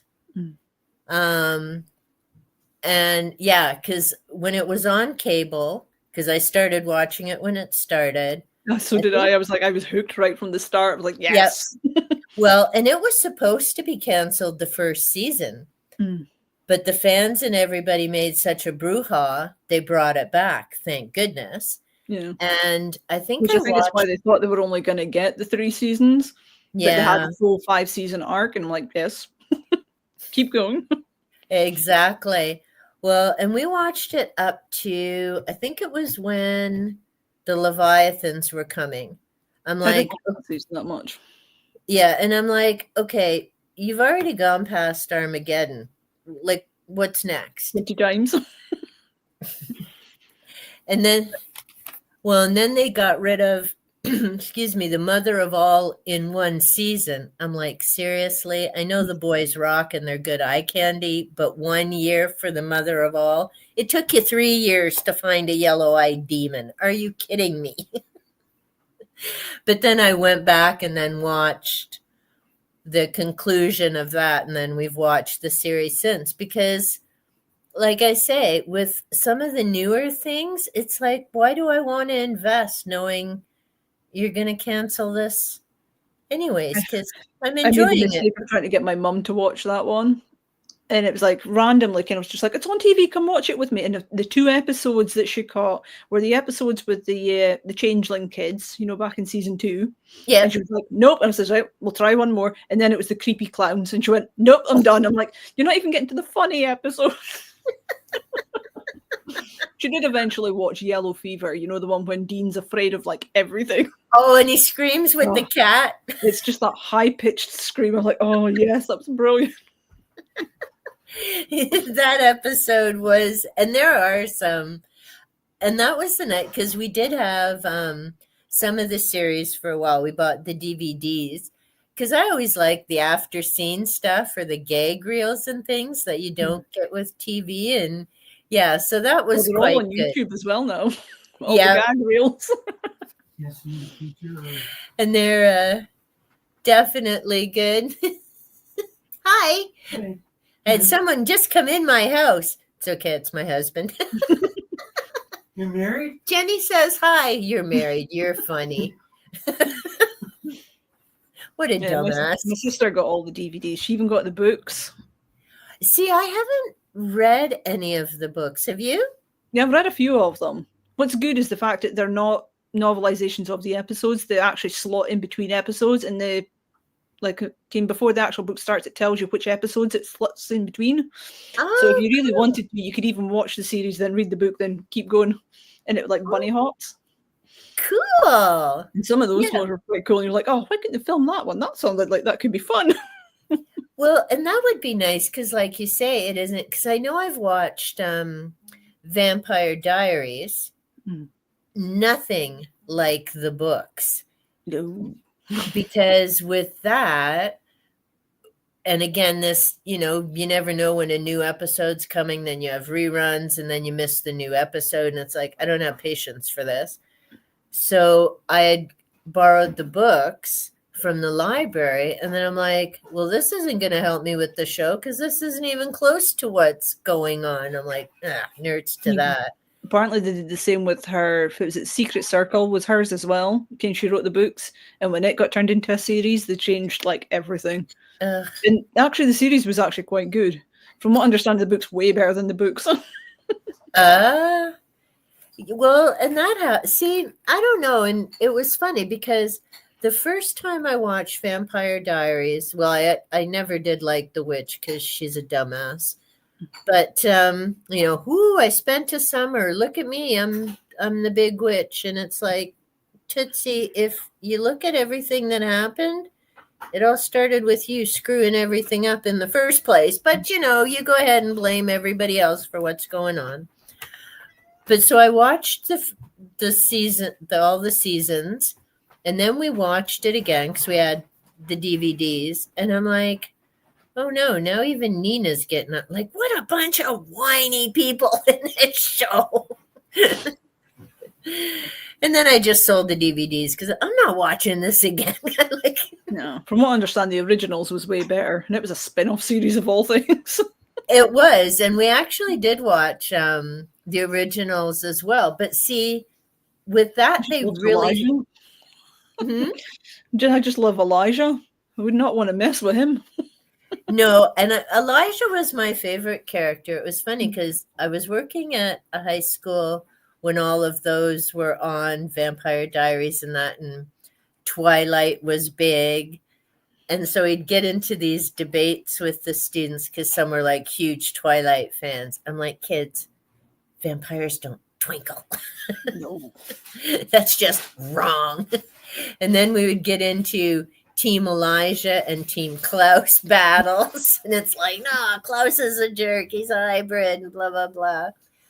But see, these people didn't pay attention to their own writing because there was that big hoo-ha in the Vampire Diaries about that whole bloodline and who created the vampire. And if they kill one, then that whole line dies off. Mhm. But if you watch the originals and how that ends, that should have been the end of every vampire on the planet. Oh. Because See, I only a watched couple of season them- 1 because I'm just like, okay, this is interesting. I can't watch all these seasons just for Elijah. Yeah, it's worth it. I did watch. Okay. It's their And sister I feel sorry for. Every time she pisses off Klaus, he just stakes her. And you're like, come on. Exactly. Come up with a new plan. I really liked, was her name Rebecca? Yeah. Oh, my husband says yes. He paid attention to vampires and originals too. I mean, Rebecca was a good character, as was Elijah. But yeah, in the last season, it's like, people, you didn't think this through because you just set up the premise in Diaries that if one of these big three disappear, actually big four, Mhm. because There's they only did 3 kill, left now. well, they did kill Finn. But there was still Klaus, Elijah, Rebecca, and who was the youngest one? I think the actor's name's Cole. Cool. Cool. Do you want fries? Sure. They forgot to give me. Okay. So I'll make some. Okay. Dinner plans. But yeah, there were the 4 of them. But if any of those check out, then any vampires they made based on the premise of before, that whole line should have disappeared. Yet from the originals, there's another series with Klaus's kid with Haley. Yeah, she's got her whole own series. But it's like, I wondered if maybe the fact that they're hybrids cancelled that out, but then wouldn't that just kill the vampire part of them? I mean, I know she's also a witch and a werewolf, but it's like, would it cancel it completely? And that's it. And well, I don't want to ruin it because you haven't seen it, so I'm not going to tell you who checks out. But one of the bug me. It always makes me laugh whenever he's like, "Oh, don't spoil it." I'm like, it's like, spoil away. Tell me everything. Oh, it gets me to watch things and read things a lot quicker. Do you want to know then? Okay. Oh, maybe not. Can like the chat might know. Okay. Well, everyone in chat, plug your ears if you haven't seen the end of the originals. So here's what happens. Now you watched a couple seasons, right? So you know Haley and the whole werewolf thing, and she's got the other partner, which made me sad because, of course, Klaus did him in down the road, as Klaus does with pretty much everybody. Yeah, and I know she gets with Elijah later. Yeah. So then she and Elijah kind of get to be pals, but then all this other stuff is happening with their kid and whatever's growing under the city and the evil. And then you've got the witches. And I'm trying to think of the young one's name. And she ends up with Cole. Oh, is that the kid that was, no. Is that the kid that was with Klaus to start with? Near Klaus with the other Marcus. Aye, the one that he was protecting to start with. Yeah. Okay. And I can't think of her name, but you know the character I mean. She was with Marcus. Marcus was protecting her. Then there was that whole thing about the harvest and sacrifice and different stuff, huh? Delphinia. It's creepy, the things he remembers. So she ends up with Cole, and that was a whole big bugaboo with, you know, the witch and the vampire and Klaus and all kinds of stuff. But so as all this stuff is going on and Haley has the child and we jump ahead a bit and then something for some reason, Elijah lost his memories and then he ends up in France and he's like super happy and he hooks up with somebody else. and they're living their life. But then he gets pulled back into Klaus and his nonsense. And that goes really bad because the vampire he's with isn't into just randomly killing and willy-nilly and all that stuff. And so things fall apart between them. All this other stuff is going on. And I can't remember now. He probably will. Why did Klaus decide he just had to end it? Oh, he took all the evil inside himself or something, didn't he? Yep, I'm getting the head shake. For some reason he was being honorable. Oh, he was being honorable, it seems, Mr. You Klaus. just seem so wrong for Klaus, though. Well, but see, the bizarre thing is, it wasn't just Klaus. Elijah couldn't imagine being without Klaus. By this time, Haley had died. There was like a really bad situation. She got kidnapped, and Elijah was still in his not right mind, so ended up watching her die. And so Klaus and Elijah at the very end kill each other. Not in, like, they're not fighting. They both decided they're leaving. But if Klaus and Elijah are dead, then Stefano, Damien, all of them Yeah, because should they're all be descended gone. from Klaus. Mhm. I'm saying, I just remember them going on about Stefan and Damon being Klaus's bloodline. Exactly, because that was the big brouhaha in Vampires, why they couldn't kill Klaus and how Nina's aunt ended up dying and all this other stuff because they couldn't kill them because the whole line would die off. Well, obviously not, because Vampire Diaries, I think, either finished up around the same time. I can't remember, because for a while they were going together, and I can't remember which one finished first, but all the vampires didn't die, and they jumped ahead at the end of Vampire Diaries, and Nina's human, and I can't remember if Damon decided to be human or stayed vampire. I know Stefano got stuck with what's-her-face in the tunnel, and it was funny watching... So there, now I've spoiled originals for anyone who tuned in. But yeah, I'm like, well, that's a stupid ending because you've just killed off your whole vampire worlds this way. But apparently not, because the series goes on with the daughter. No, maybe Hope cancels it all out. Because she shouldn't exist anyway. Well, and to me, I just wish when they write these things, they'd pay more attention. I mean, I know it's TV or that's like when you watch a series and 1 year they've got 2 kids and the next year it's like, nah, they've just got 1. And you never hear mention of what happened to the other one. Or it's like, yeah, no, that formula wasn't working. Let's try this family. It's like, oy vey. That was what they joked about, what was it, Rings of Power, the fact that obviously they had... obviously the Black Dwarves, Black Elves, and like, so what, was there a mass genocide between then and Lord of the Rings? Thing is, though, they could have made it work. Because it was like, in Lord of the Rings, it's like there's supposed to be obviously 7 dwarf families, or 7 distinct dwarves, and they only really bring up maybe 2, maybe 3 of them. She could easily have been from one of the others, and it could have been a political alliance, but no. They actually made her part of that clan. I'm like, okay, that doesn't make sense, but sure, why not? Well, see, and that's it. And I wonder sometimes, I mean, here's a question. Mm-hmm. Did you know that there was a writer's strike a while back? Oh, yeah. I remember that. It was everywhere.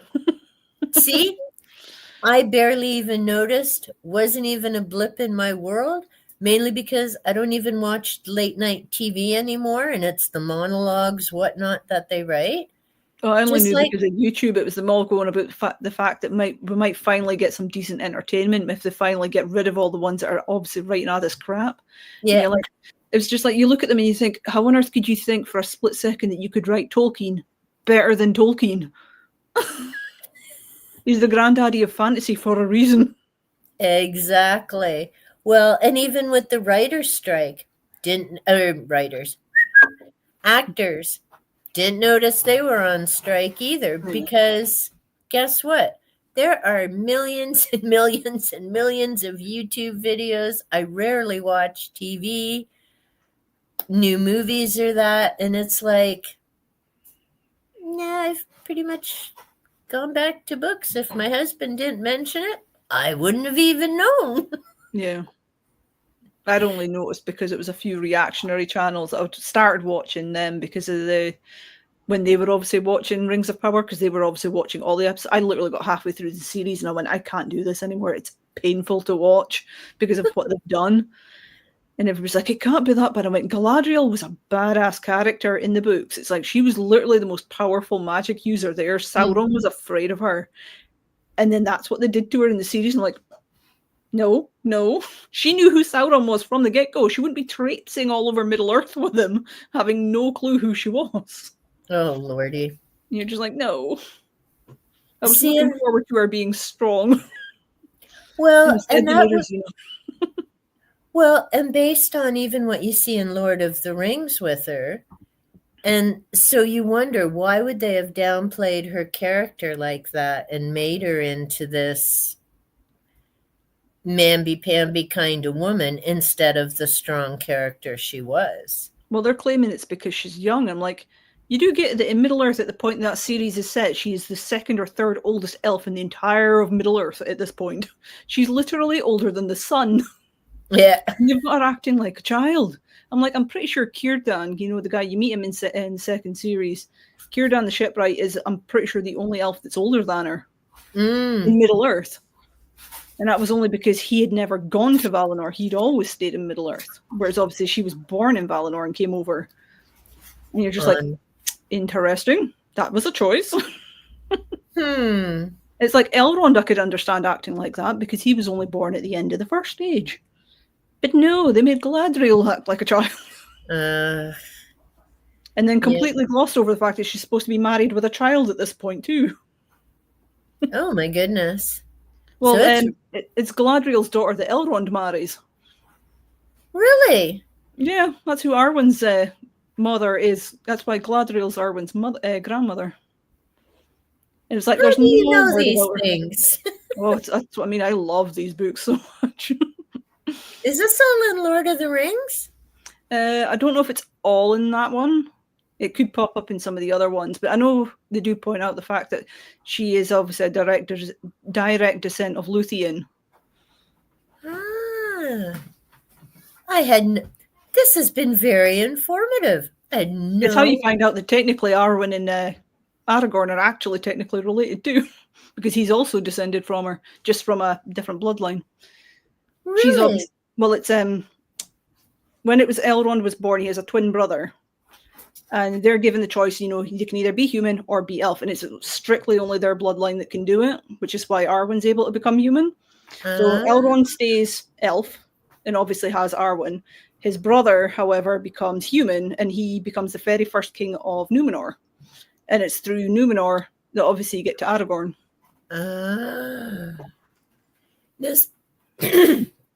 Sorry, see, this warm weather allergies, and I don't get the cute sneezes. I get the ick cough. In Hobbit, we have Legolas again, and his father. Thranduil, yeah, but his father isn't in Lord of the Rings. So what branch is Legolas from? Oh, they were from the elves that never went west at all. They stayed entirely in Middle-earth. That's why they're referred to as the Sylvan Elves. So it's like they're referred to as like the Elves of the Twilight sort of thing. So they stayed where they were. So when they were collected in order to go to the Valinor, not all the elves went. Some stayed put, which is why they refer to them as being less wise. Because the other elves all learned their wisdom from the Valar themselves and then came back over. Yeah, because in The Hobbit, and I don't remember that part in the book either. Well, and the books they're never named. So yeah, Legolas isn't actually in the book at all. And I think Thranduil's only really known as the Elven King. I don't think they actually name him until the Lord of the Rings, and that's when Legolas was sent to Rivendell. To be part of, because I just picked up The Hobbit again. I used to have a nice big hardcover illustrated copy, and yep, that went with the others. But I just got a paperback illustrated. It looks amazing, but I haven't read either of them in ages, well, decades. I have seen the movies, but I haven't read either of the books in such a long time. I definitely need to revisit them. And yeah, when I was watching The Hobbit, I loved that it was 3 movies. I think it was Gareth. Kind of bad about the Hobbit films because I quite enjoyed them as well. Yeah. But there's actually very little of that isn't actually accurate to the lore. It's just not in the Hobbit book. It's all covered in the appendices or in Lord of the Rings directly. It's not covered in the Hobbit book, but it's all there. Kind of like the whole thing with Gandalf, kind of fight with the necromancer. It's all in the books. It's just it's mentioned in the whole Council of Elrond scene and the appendices. Obviously, Tauriel and the whole thing with her and Gilly was not existent, but that's still a weird choice. Well, I enjoyed it, and I mean, Luke Evans did such an amazing job. He was the human. He was Bard. I like the fact that there was a meme with him, and it was a photograph somebody had taken. And he was standing next to the guy who plays Thranduil. And he was like, "You look like my son," when he went through his pirate phase, and then it showed you a picture of Orlando Bloom when he was in Pirates of the Caribbean. I was like, "Yep." It's like it does make you laugh when you realize that Luke Evans looked more like Orlando Bloom than Orlando Bloom looked like Orlando Bloom. Oh my lord! I never saw that, but that would certainly be something to check. I love Lord of the Rings memes. They're great fun. If you ever get bored, just scroll through them. They're so funny. I'll have to definitely check those out and see. Yeah, well, and I loved, I don't know, do you ever watch vampire movies? Some of them. I prefer them when the vampires are actually evil rather than the lovey-dovey ones. Dracula Untold? I liked that one, yeah. And I only watched it purely because of the fact that it was Luke Evans that was in it. I went, oh, this will be fun. And then Charles Dance and that, and I was like, Charles Dance is amazing as a bad guy. But yeah, Luke Evans did a great job. And as much as I like different Dracula takes, I don't mind the Francis Ford Coppola one. Mm-hmm. But the Dracula... What's that? It's when they're constantly going about Keanu Reeves' accent in that one. I went, I've heard worse, to be fair. Yeah. True. But the one with Luke Evans, Dracula Untold, is much better accurate portrayal, except for the vampire. Mm.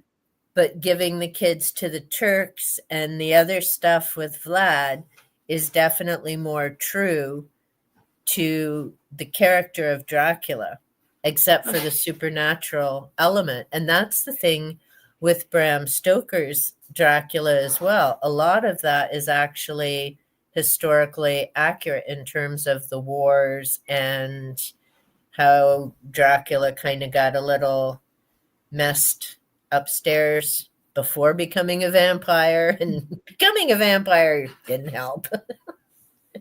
It gives you a long time to brood on those thoughts. Well, that's the thing, because, because my family's from Hungary, so we're next door to Romania, but it was Hungary who put Vlad on the throne in Transylvania, and the borders have been back and forth for centuries and centuries, and it keeps going back and forth and all that stuff. But I do like the way Luke Evans did the character. I think he was really good in it, in the way that story unfolded, because for as demented as he was, Vlad was definitely about his country and protecting it from the invaders. No, that's why I like that one, because you could quite believe that he would go to those extremes to protect his country. It's like, you wouldn't care if you're selling your soul if it protects everyone else. It's like, yeah, I will take that payment. Yep. And with him as well, and it's interesting, and I haven't come across it much. I have to double check. It might have been the short history of vampires, because of course they always get into a bit of Vlad, not just Bram Stoker's Dracula, because Vlad is what most people believe Stoker based his character on. because there's so many comparisons in terms of the history between the Romanians and the Turks and the war that he talks about, the mythology about vampires and everything in that part of Europe. But where was I going with that with Vlad? Mind fart. It just, I don't know. But that's what it was. Because one photo, I think there's only one portrait that exists of him, and it's in Austria. And this guy who collected all these macabre people, and Dracula happened to be up on the wall next to somebody, which is why we still have an image of him along with some of the woodcuts from other countries. But what this individual was saying is that, because of course he's known as the Impaler, and you see all these gruesome woodcuts and whatnot. But they said as they were going through the records and things, most of the people that you hear those stories from were outside Transylvania, as in maybe it was propaganda to get people to really hate him and see him as this vile creature, rather than he really did a lot of these horrific things. I mean, we're never going to know, because it's not like anyone's coming forward. Hey, Ven. Hi, Ben. It's not like... I remember watching something that were saying something similar about, like the old Celts, from our country, is the fact that a lot of those stories, about us drinking the blood from their skulls and stuff like it was probably just stuff that was probably even created by the Celts to scare the crap out of the Romans. And it must have worked, because they built Hadrian's Wall because they couldn't beat us. Yeah. Well, it's like, we can't beat them, we'll just wall them in. And the Scots are just like, nah. Yeah. Well, and that's it. And this is the thing with history. And I mean, coming to the current times, right, is all these people trying to rewrite history or make it sound different. And it's like, no, the whole thing about history is it should be objective, which of course it isn't. It's written by the winners and whoever has more power at the time.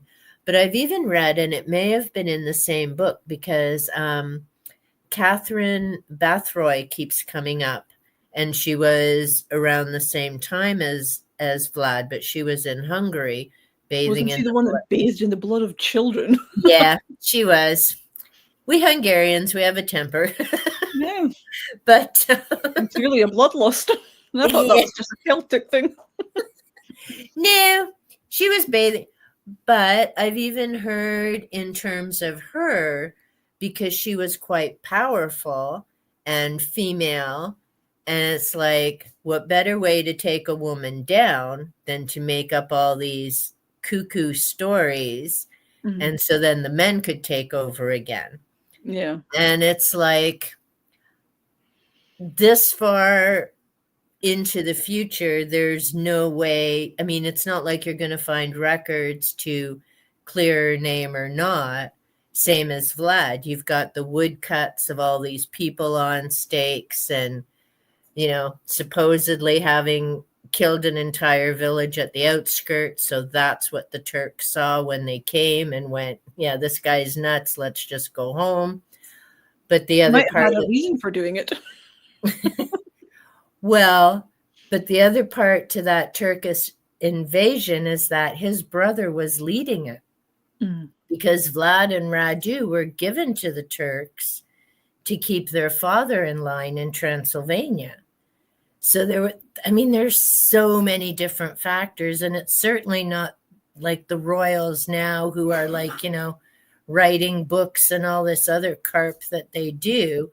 I mean, Vlad and any of the royals in the 1400s knew if you were a royal, your days were limited. Mm-hmm.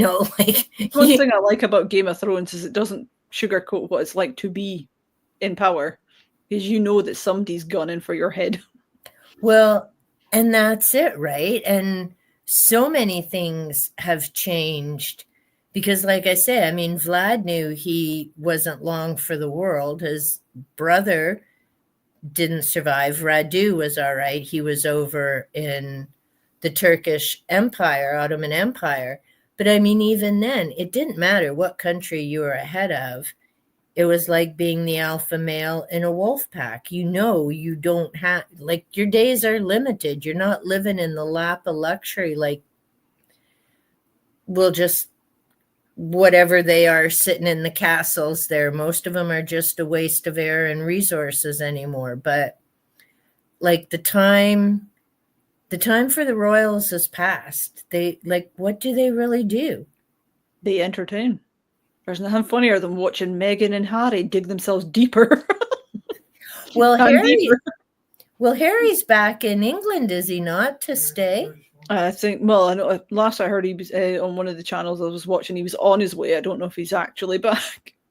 I think he did. Apparently Trump was going to basically kick him out. He's in British Columbia. Why?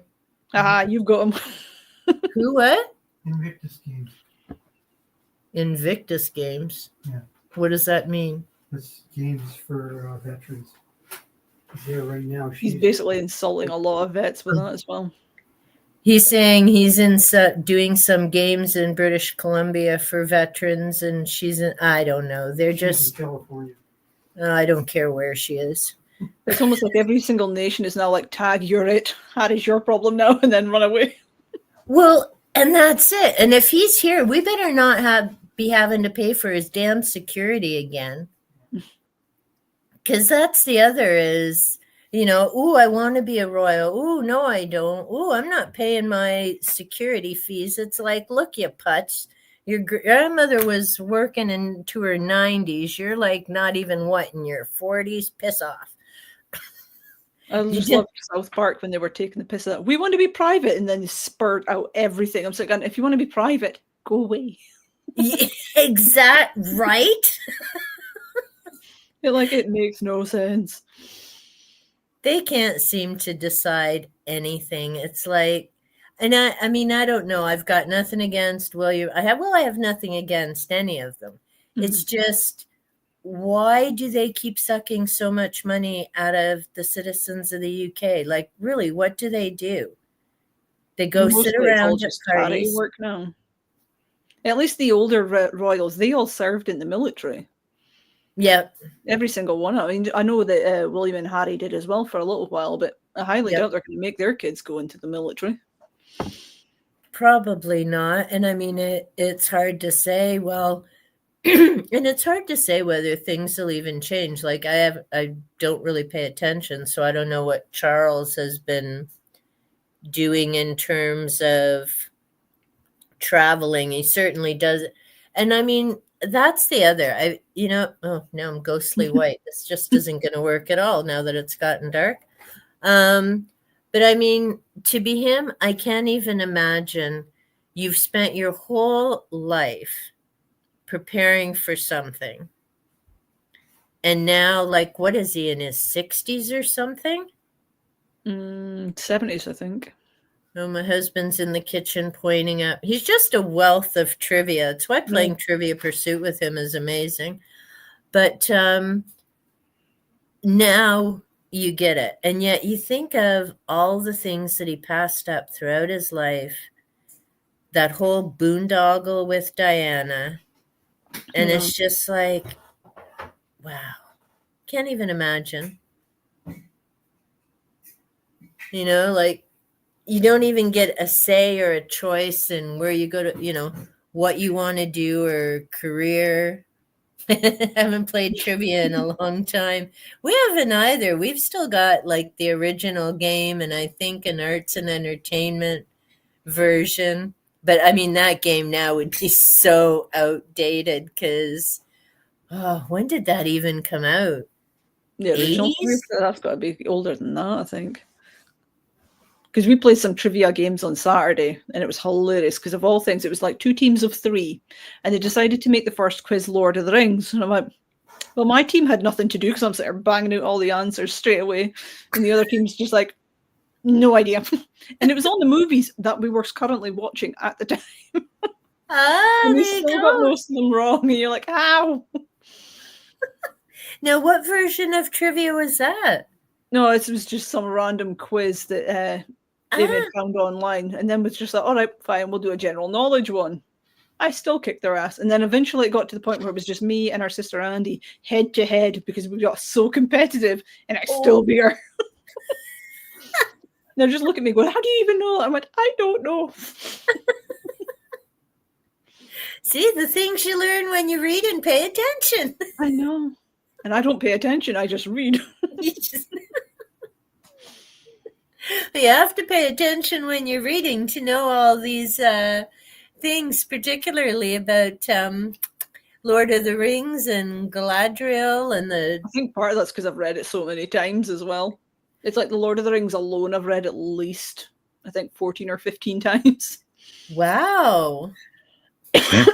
Well, I mean, it's a great series. I don't think even Dracula I haven't read that many times. And I was looking forward to reading Dracula a few months ago, and I just, couldn't get into it. And it's like, something wrong with me. I can't read Dracula. Oh, the only reason I read that is because Sean and Mark, in one of their live streams, I was struggling to get through it. And I was just like, I work better with a deadline. And Mark was like, fine, you've got until the next live stream to finish it. I went, challenge accepted. And then I obviously got to the part, it was like, with Jimmy Cryer, with Lucy. It wasn't until after her section, I finally started getting into it. I was like, aha. And then I was like hooked right until the end. I was like, yes. Still not enough Dracula for my liking, but... Yeah.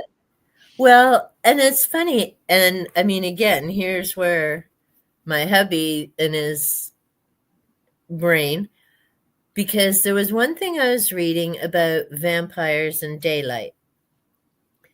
And it turns out that's all a Hollywood thing. In Dracula, he's actually out in the daytime. I'm like, damn, how did I miss that? My husband's like, yeah. Yeah, because if I remember correctly, I think Jonathan sees him across like one of the shop sections. Yeah. And he's out and about. It just means that he's weaker, but through the daytime. But of course, all these Hollywood movies went on about, they can't, and even the shows can't be out in the daytime, which is the whole big thing that they tie in with the werewolves and guardians and all. And it's like, but that's BS. You kind of missed reading, and even in Carmilla. But you don't touch on all the original old folklore, like vampires couldn't cross running water. I'm saying, where's that in the Hollywood stuff? I'm saying, yep. I mean, the closest they got was the fact that he couldn't come to England on his own. I'm saying, it's no surprise that's a long ass journey. He needs food. Well, and there's that, and so it's funny how that stuff all gets tied into the mythology, right? Because instead of drawing on the actual stories or the legends, someone in Hollywood just decided, oh, they can't be out in the daytime. And then the rest of them just ran with it. Mm-hmm. And it's like, no, the fact they can be out in the daytime changes everything. And sometimes it works, because I liked, did you watch The Strain TV series? No. Oh, it's great. It's vampires. It's by Guillermo del Toro. It was it 3 seasons or four seasons, I think it got, because it's 3 books. Because I read the books as well, and the books are really good. But they've obviously got different characters in the series. They added in more characters because they've got to flesh it all out. And their vampires can't come out during the day. But he times it correctly with a solar eclipse, so that when the eclipse hits, that's when the vampires can run rampant, just for, obviously for that little bit of time. Yeah. Like, the things that happen, you're like, ooh, that was cool. I have to check that out. Well, and I haven't... I wasn't really looking for it when I was at my last shop either, just writing down books and TV there. Underworld, I guess, has a couple of books as well. I noticed it the last time I was doing a book haul, but I didn't pick it up for some reason. We haven't watched Underworld in a while. We'd watched it a few times, but I am curious to see what the books are like compared to what the movies were like. Well, the only books I've seen are the novelizations, but I'm pretty sure they've got like their own. I'm sure there's a graphic novel as well, and it's got like different parts of their stories, which I'm curious about because I've got a thing for novelizations. I quite like the novelizations because that's usually got the full script, you know, the ones that obviously came the scenes before they got cut out for editing. Ah. So it was like reading, was it Alien? Alien, Ken Alan Dean Foster's, when he did that one. That was how I knew about the scene, you know, when what's his name, the captain, you know, stuck to the wall, which is in the director's cut of the film, not in the original, but it's in the book because obviously Alan Dean Foster had the original script where it was meant to be, and I'm like, ooh, this is where you get to find out what was supposed to be in the film. Ah.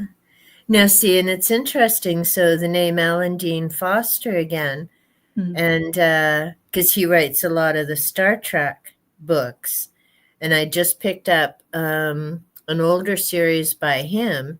He'd written a bunch of logbooks from Star Trek, all based on the animated Star Trek series. And I think, yep, because I've got the George Lucas original Star Wars. Yes, another rebuy. I really disliked that lady from that stupid Tidy Up book when I was uncluttering, and I thought, oh, I don't need all these fiction books. Oh, I just love it when she was just like, you only need 30 books, and everyone's like, on the nightstand, you mean? Yeah, I can't agree.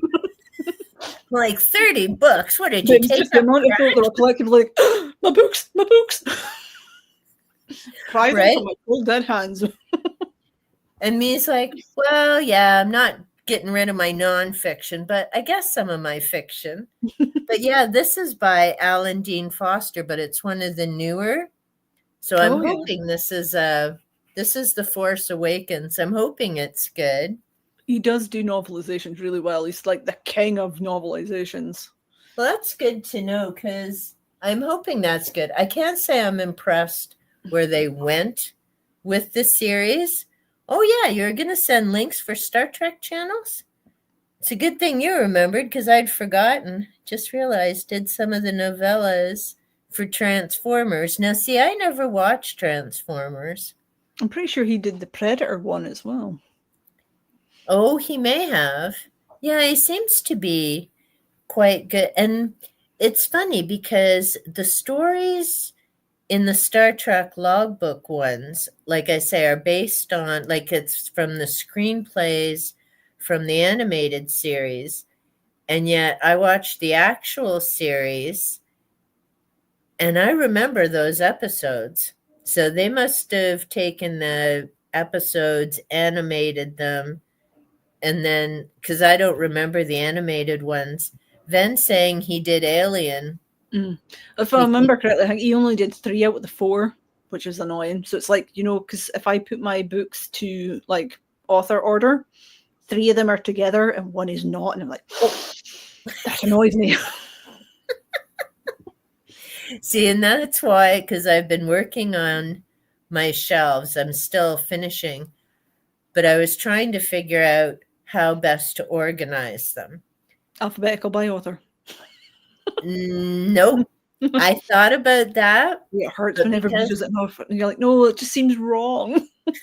I ended up going by subject, which still doesn't always work for me because to me, some of the books connect. I just vent piles. It's the rainbow shelves that make no sense to me. I mean, as much as they look pretty, I'm like, what happens when you forget what color a cover is? Your series are then literally all over the place. I'm like, yeah. no. Well, so here I've got my astronomy and my astrology because those go together, and I've got my UFOs, and then here's all. So you basically go by Dewey Decimal System. Kind of quantum physics and all that type of stuff and law of attraction. But then the problem is if you start thinking energy, then you've got crystals that tie in with that and energy healing. And those books are in the other room. And I'm like, oh, crap. Well, no, I'll keep them separate. And then there's healing and so I'm just kind of trying to, it's kind of like the Dewey Decimal because I considered alphabet, except I have over 600 books. which would take eons to alphabetize. And 2, if I'm trying to find my ancient Egypt books, I'll never remember who the hell wrote them where, and I'll be like having to spend the On the whole day. non-fiction, I always do that by title. Alphabetical by title, not by author. That's how I get around that one. I do the same with DVDs and stuff like that. I went to my dad's one time when I was a kid, and I looked at his DVD collection. It was annoying me because they were literally in the most random order. And he literally left the room for about 10 minutes, came back, and I was rearranging all his DVDs. I'm like, it's much better. And he just sort of looked at me like I was a weirdo. I'm like, now I can find what I'm looking for. So seeing then tried in order, stop being able to find things, random piles and gaps. And yet the weird thing is the organized chaos that sometimes is, you can find things so much easier.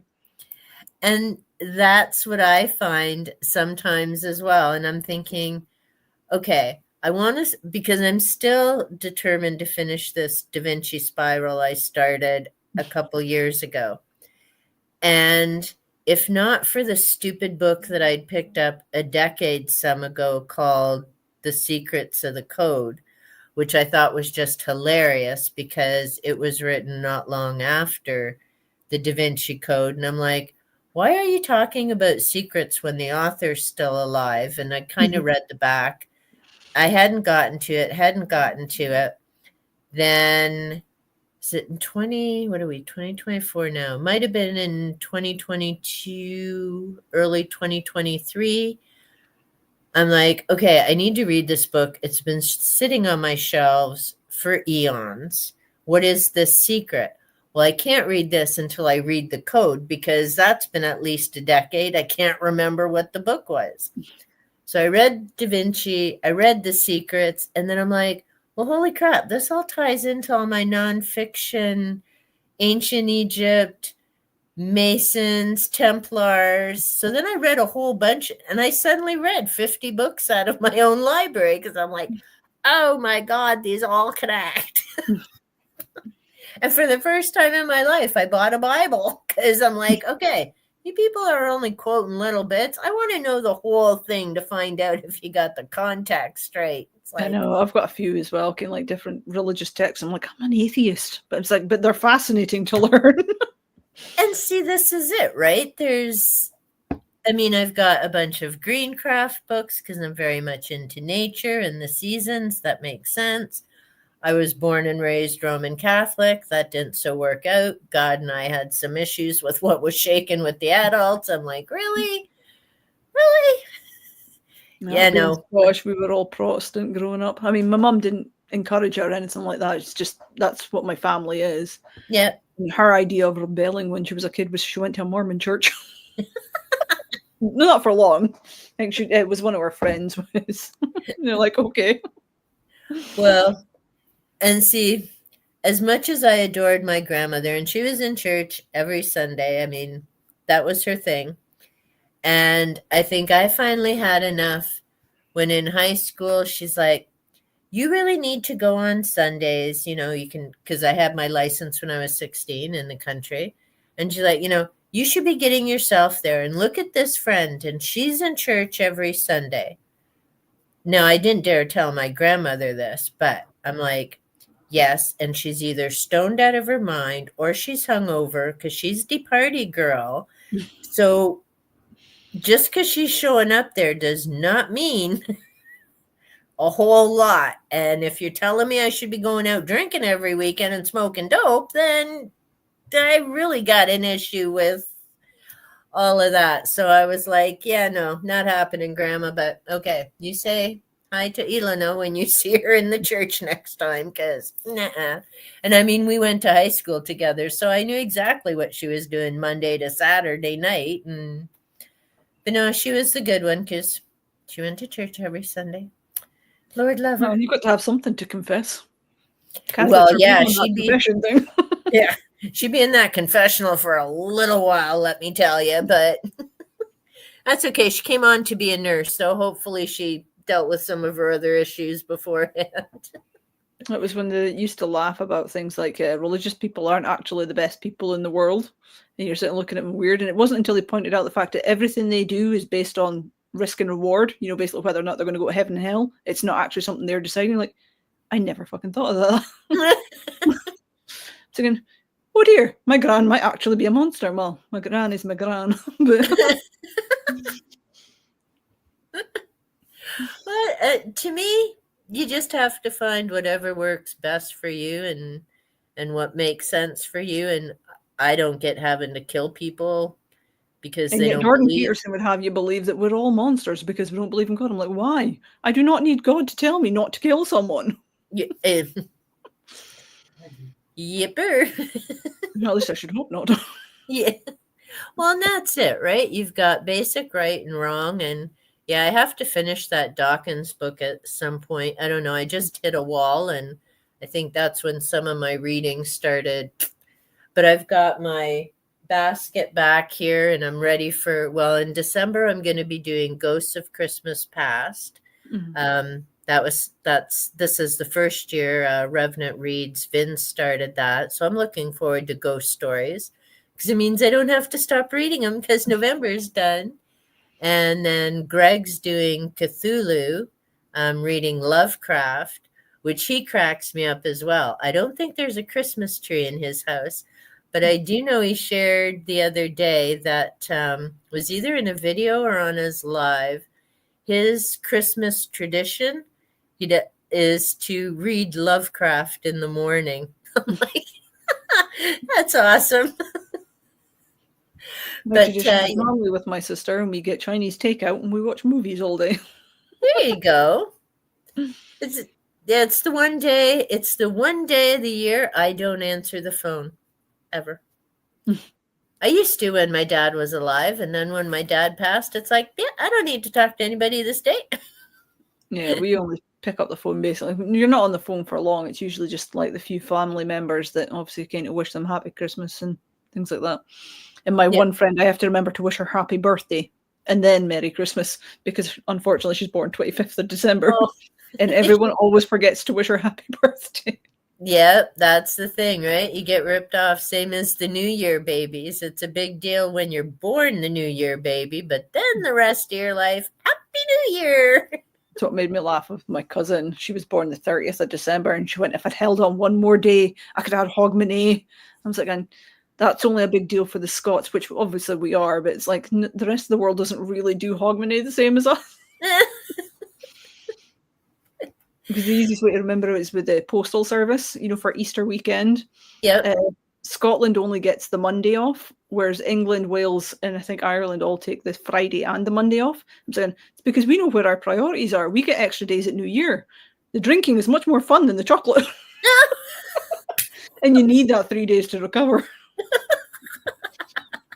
That's awesome. Oh, yeah. Although working in the bookies is annoying because we don't get Hogmanay in the bookies. And you're like, damn it.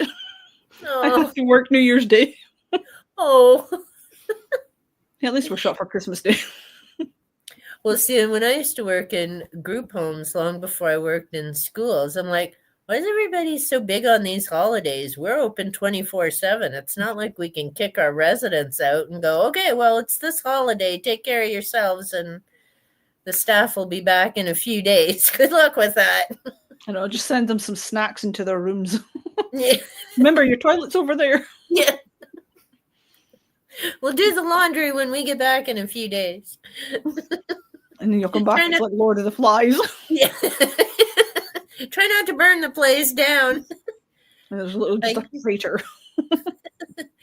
Then gets New Year's Day off, along with Christmas and Boxing Day. Woo!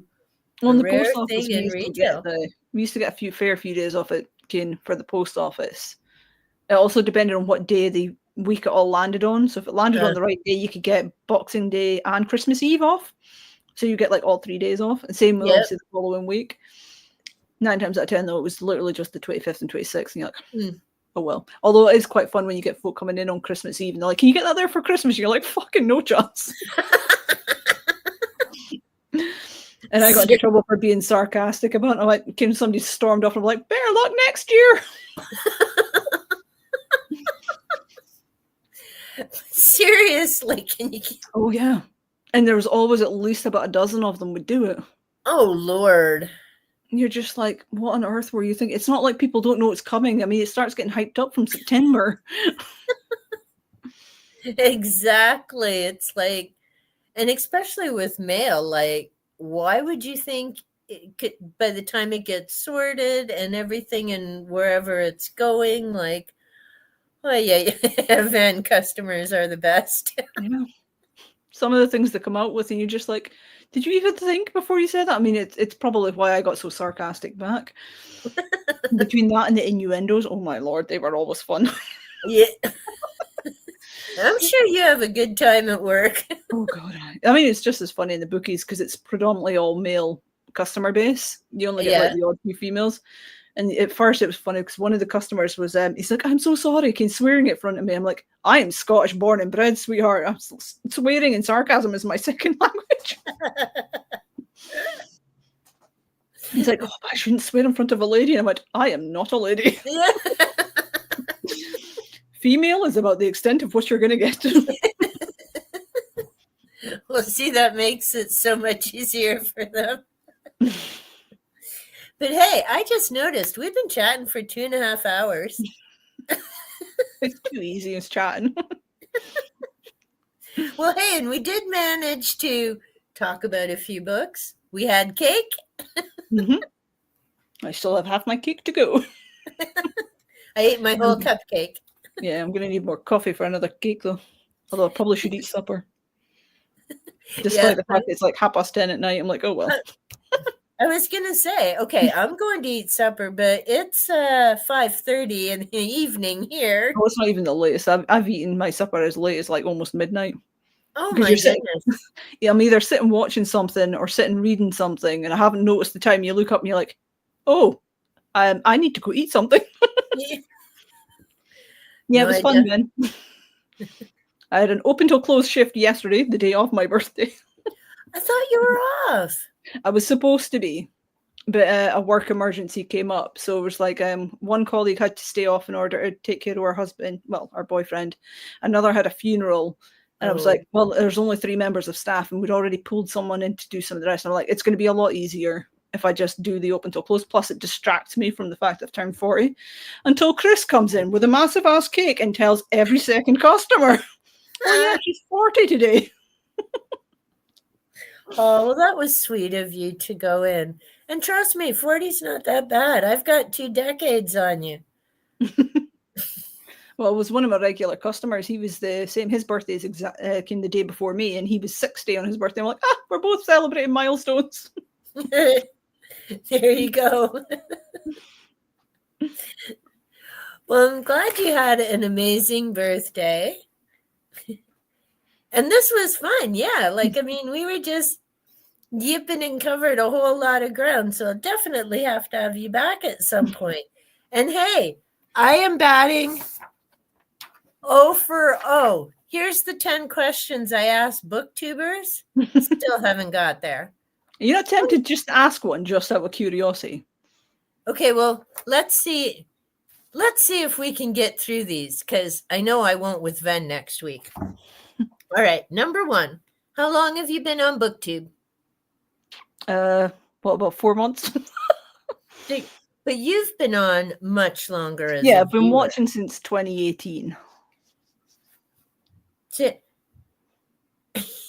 Well, this comes to number 2, but I know the answer because I was at the live stream. What inspired you to start a channel? Peer pressure. I was told to. I still haven't got my cookies, Gareth. Yeah, see? I had cake, but no cookies. Yeah. Okay, 3 tips for new booktubers. This is a good one, being a very new booktube creator. What would you say to people thinking about starting a channel? Probably the same way I did. I thought it was a lot easier. You know, you get to know everybody through all the live streams and the chats first. And then when obviously you start it all up, they'll give you extra pointers. They'll let you know what you're doing wrong, if you're doing anything wrong. And everybody's like, no, just do it your own way.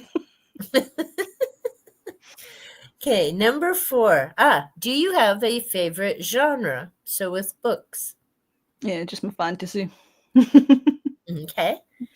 What book events do you enjoy? Taking part in, I haven't tried any. I think non-fiction November is the first one I've actually tried. Really? Although it's quite fun watching everybody panic over this whole "can read what you won't" challenge. Oh, that's not me, but Ven's definitely twitching to go shopping, huh? Well, you're technically already failed. No, he's saying he had an exception because there were pretty covers. Number 6. Do you prefer to read book in hand, audio, or ebook? Ebook all the way. Really? Oh, see, I find ebooks so hard. I can prop it up. Well, I think it's probably because I've been doing it for so long. I actually find it easier. But Now, it's also, it fits perfectly under my desk at work as well, so I can just sit and read at work. Because you don't really serve that many people. yeah. I mean, you'll get like massive spurts of busy for like maybe 2 hours solid, and then for the rest of the shift, you're just like, okay, now I'm bored. Oh no. Now, on your reader, is it just 1 page or 2 pages? No, it's one. One. Let's see if we can get it.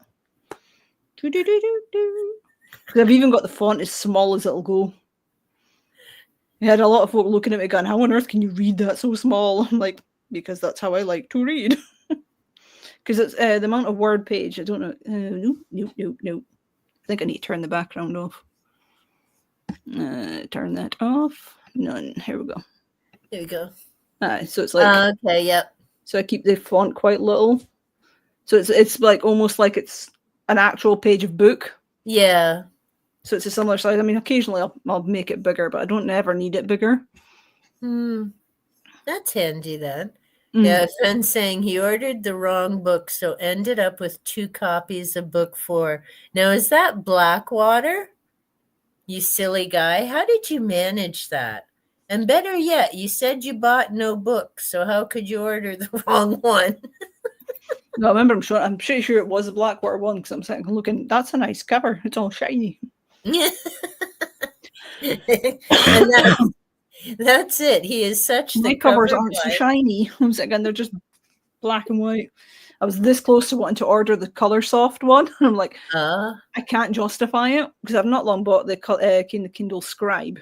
Now And what's color doesn't actually bother me one way or the other, because it's like when I'm reading graphic novels or manga's always in black and white anyway. In graphic novels, it makes no difference to me whatsoever as long as I can read the story. And I'm like, I'd literally only be buying it for the sake of buying it. And I'm like, nah, I'm fine with the Kindle Scribe. Because it was like, even getting the Scribe, I was like debating about whether or not to get it, because they were like, oh, you can annotate and highlight. I'm like, I don't annotate or highlight. But I got one. But the notepad feature is quite fun to play with. This is ordered the wrong one before the challenge started, having an argument with the website. And the website wins. Hopefully that gets straightened out. So number 7, other interests and hobbies.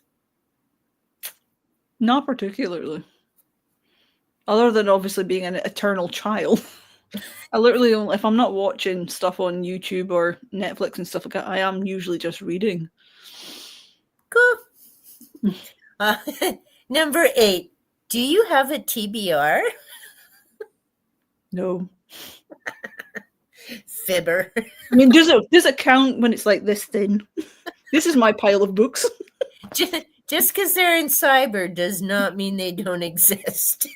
It's heartbreaking when you make the mistake of looking, saying, how many are unread? And like, I'm not admitting that out loud. Now, do you own a variety of physical and ebooks, Jenny, or do you the ones that you follow with the audio, are they library borrows? No, it's even Audible. Okay, so I get the books on Audible. So I do own them all. Same with my ebooks. I mean, I do have some physical books as well, and it's purely because I can't get them on Kindle, which is insufferably annoying. So it's like Peter Benchley books are very difficult to get on Kindle. At one point I saw them and they were like $6.99 for a book. I went, I don't care because they're going to be gone before I know it. Yeah. So like I buy them straight away. And I've got some of my original mangas. I've still got them as physical form because I just haven't cleared them out yet now that I've got my Kindle Scribe. Okay. So when you say that you're reading the book while you're listening to it, you've got the ebook Mm-hmm. and listening to, there you go. That's also how you train yourself to get the audio to go faster. So you'll like, okay, when I started, I was on 1.5 to start with because I naturally read quite quickly. And as you get more comfortable with the audio, you just crank it up, like a couple of degrees, and then go up and up and up. And I think 2.5 is about where I'm most comfortable going. Wow. Any faster than that, and I'm just not taking in much of the information. Yeah, well, and then it's sounding like a chipmunk too on the. It actually doesn't sound too bad. Oh, no, maybe say that because I watch all my YouTube videos on 2 times speed as well, and it was like, oh, it must sound horrific. I'm like, no, you just sound normal to me. Oh wow! See, I don't change the speed on the videos when I'm listening either. I just see. Noah loves when Ven screws up. Free books. It's funny. Hey, just 2 more and I'll actually have gotten through all 10. Number 9. What are you currently reading? The Fog. Well, Chalk Between the Fog. I was reading a book. What was it called again? Know My Name by Chanel Miller. That was my non-fiction pick. That's not an easy book to read, though. It's about S.A. and it's her story. And what's worse is I've also got the audiobook to go with it, and she narrates it herself, and you're like, oh, that woman is brave. And then to lighten up the mood, I'm sitting reading Hitchhiker's Guide. I'm on book 3. There you go. I think I've only ever read the first one. I didn't realize there was even more. No, there's like 5 or 6 of them, depending on where you count the cutoff. It's 11 more than we managed to get to. And the last question. Final thoughts or anything I didn't ask you would like to share? What's going to be your superpower? Ooh. I don't know. That telekinesis is pretty awesome. And maybe it's just because I reread Carrie a little while ago. I actually heard it as an audio. The things you could do with it is so much fun. Well, it's amazing. And to be honest, I'm just putting this into my bucket thing here. So, Van, it's all ready. You've heard the questions now. But the audio was amazing because it was read by Sissy Spacek. And I watched the original Carrie. So I'd read the book and I'd seen the movie. So to me, Sissy Spacek is Carrie. So it was so awesome. But super, okay. So telekinesis would be cool. But is that the one that I'd want? Because there's a lot of awesome things. Oh, come on, Ven. You know we don't need your answer too. Yeah. If it's not that, I'd love to be able to stop time. I might actually then get through all my books. Oh, see, there you go. There's another. This is why I say before I do my tags, I write my answers. See, there's another cool one, the teleportation, because then you could hop all over the place. Oh, it depends on which rules you go by. Because you've got like Nightcrawler from X-Men. He can only jump to somewhere where you can see where he's going. And then you've got if it was a jumper, it's got to be somewhere that they're familiar with. So they've got to have been there before. Or would you like to be able to just randomly teleport? Or D&D rules. Yeah, he's got D&D rules. He's the king of the D&D. I've never actually played that game, but I've heard a lot about it. I've always wanted to play, but nobody really plays here. Yeah, and see, want to be a level 20 wizard. See, there's lots of... No, I think I'm going to go with the telekinesis because there's a lot of things I could do. And I have people in mind who would benefit. Well, maybe not, but, keeping karma in mind, there's a way to get around that. Yeah, I just want it for the pranks. It's like my favorite one to watch was there's a movie called Chronicle. Yeah. It's about 3 kids that obviously get telekinesis. And the things they do with it and the pranks they play, I'm like, oh, yes, please. My favorite is when they make one of these giant teddy bears that's about the size of a toddler, jump off a shelf and chase a kid down the aisle. I was like, yeah, that would be me. Oh, yeah. You could have a heyday in stores with that. Toy Story is real, kids. Yeah. That would be the awesome part. Well, my dear, hey, there we go. First live ever. Did all the 10 questions, had cake. And then I think Jenny's got you beat. We're at 2:45 minutes, not quite 3 hours. Yeah, you Of course, just need to now learn that- from Gareth and Dave. You'll get to that 3-hour mark before you know it. There you. Oh yeah. Speaking of, they're Yeah, they on start in a at little 11. bit. Yeah, they start at 11. Challenge accepted. I knew he'd think that. You need to plan your own questions, Ven. Get revenge. Yeah, that's right. That could get very interesting. Well, Jenny, thank you so much for coming on. This has been a hoot. I've really enjoyed. Definitely looking forward to your upcoming videos, whether shorts, videos, bookish or not. And I can see Ven here. Don't know else who is still with us, but thank you so much for joining. Thank you to Team Rewatch, because I know I have an awesome group there as well. And we will catch you all in the next live. Thanks so much. And we're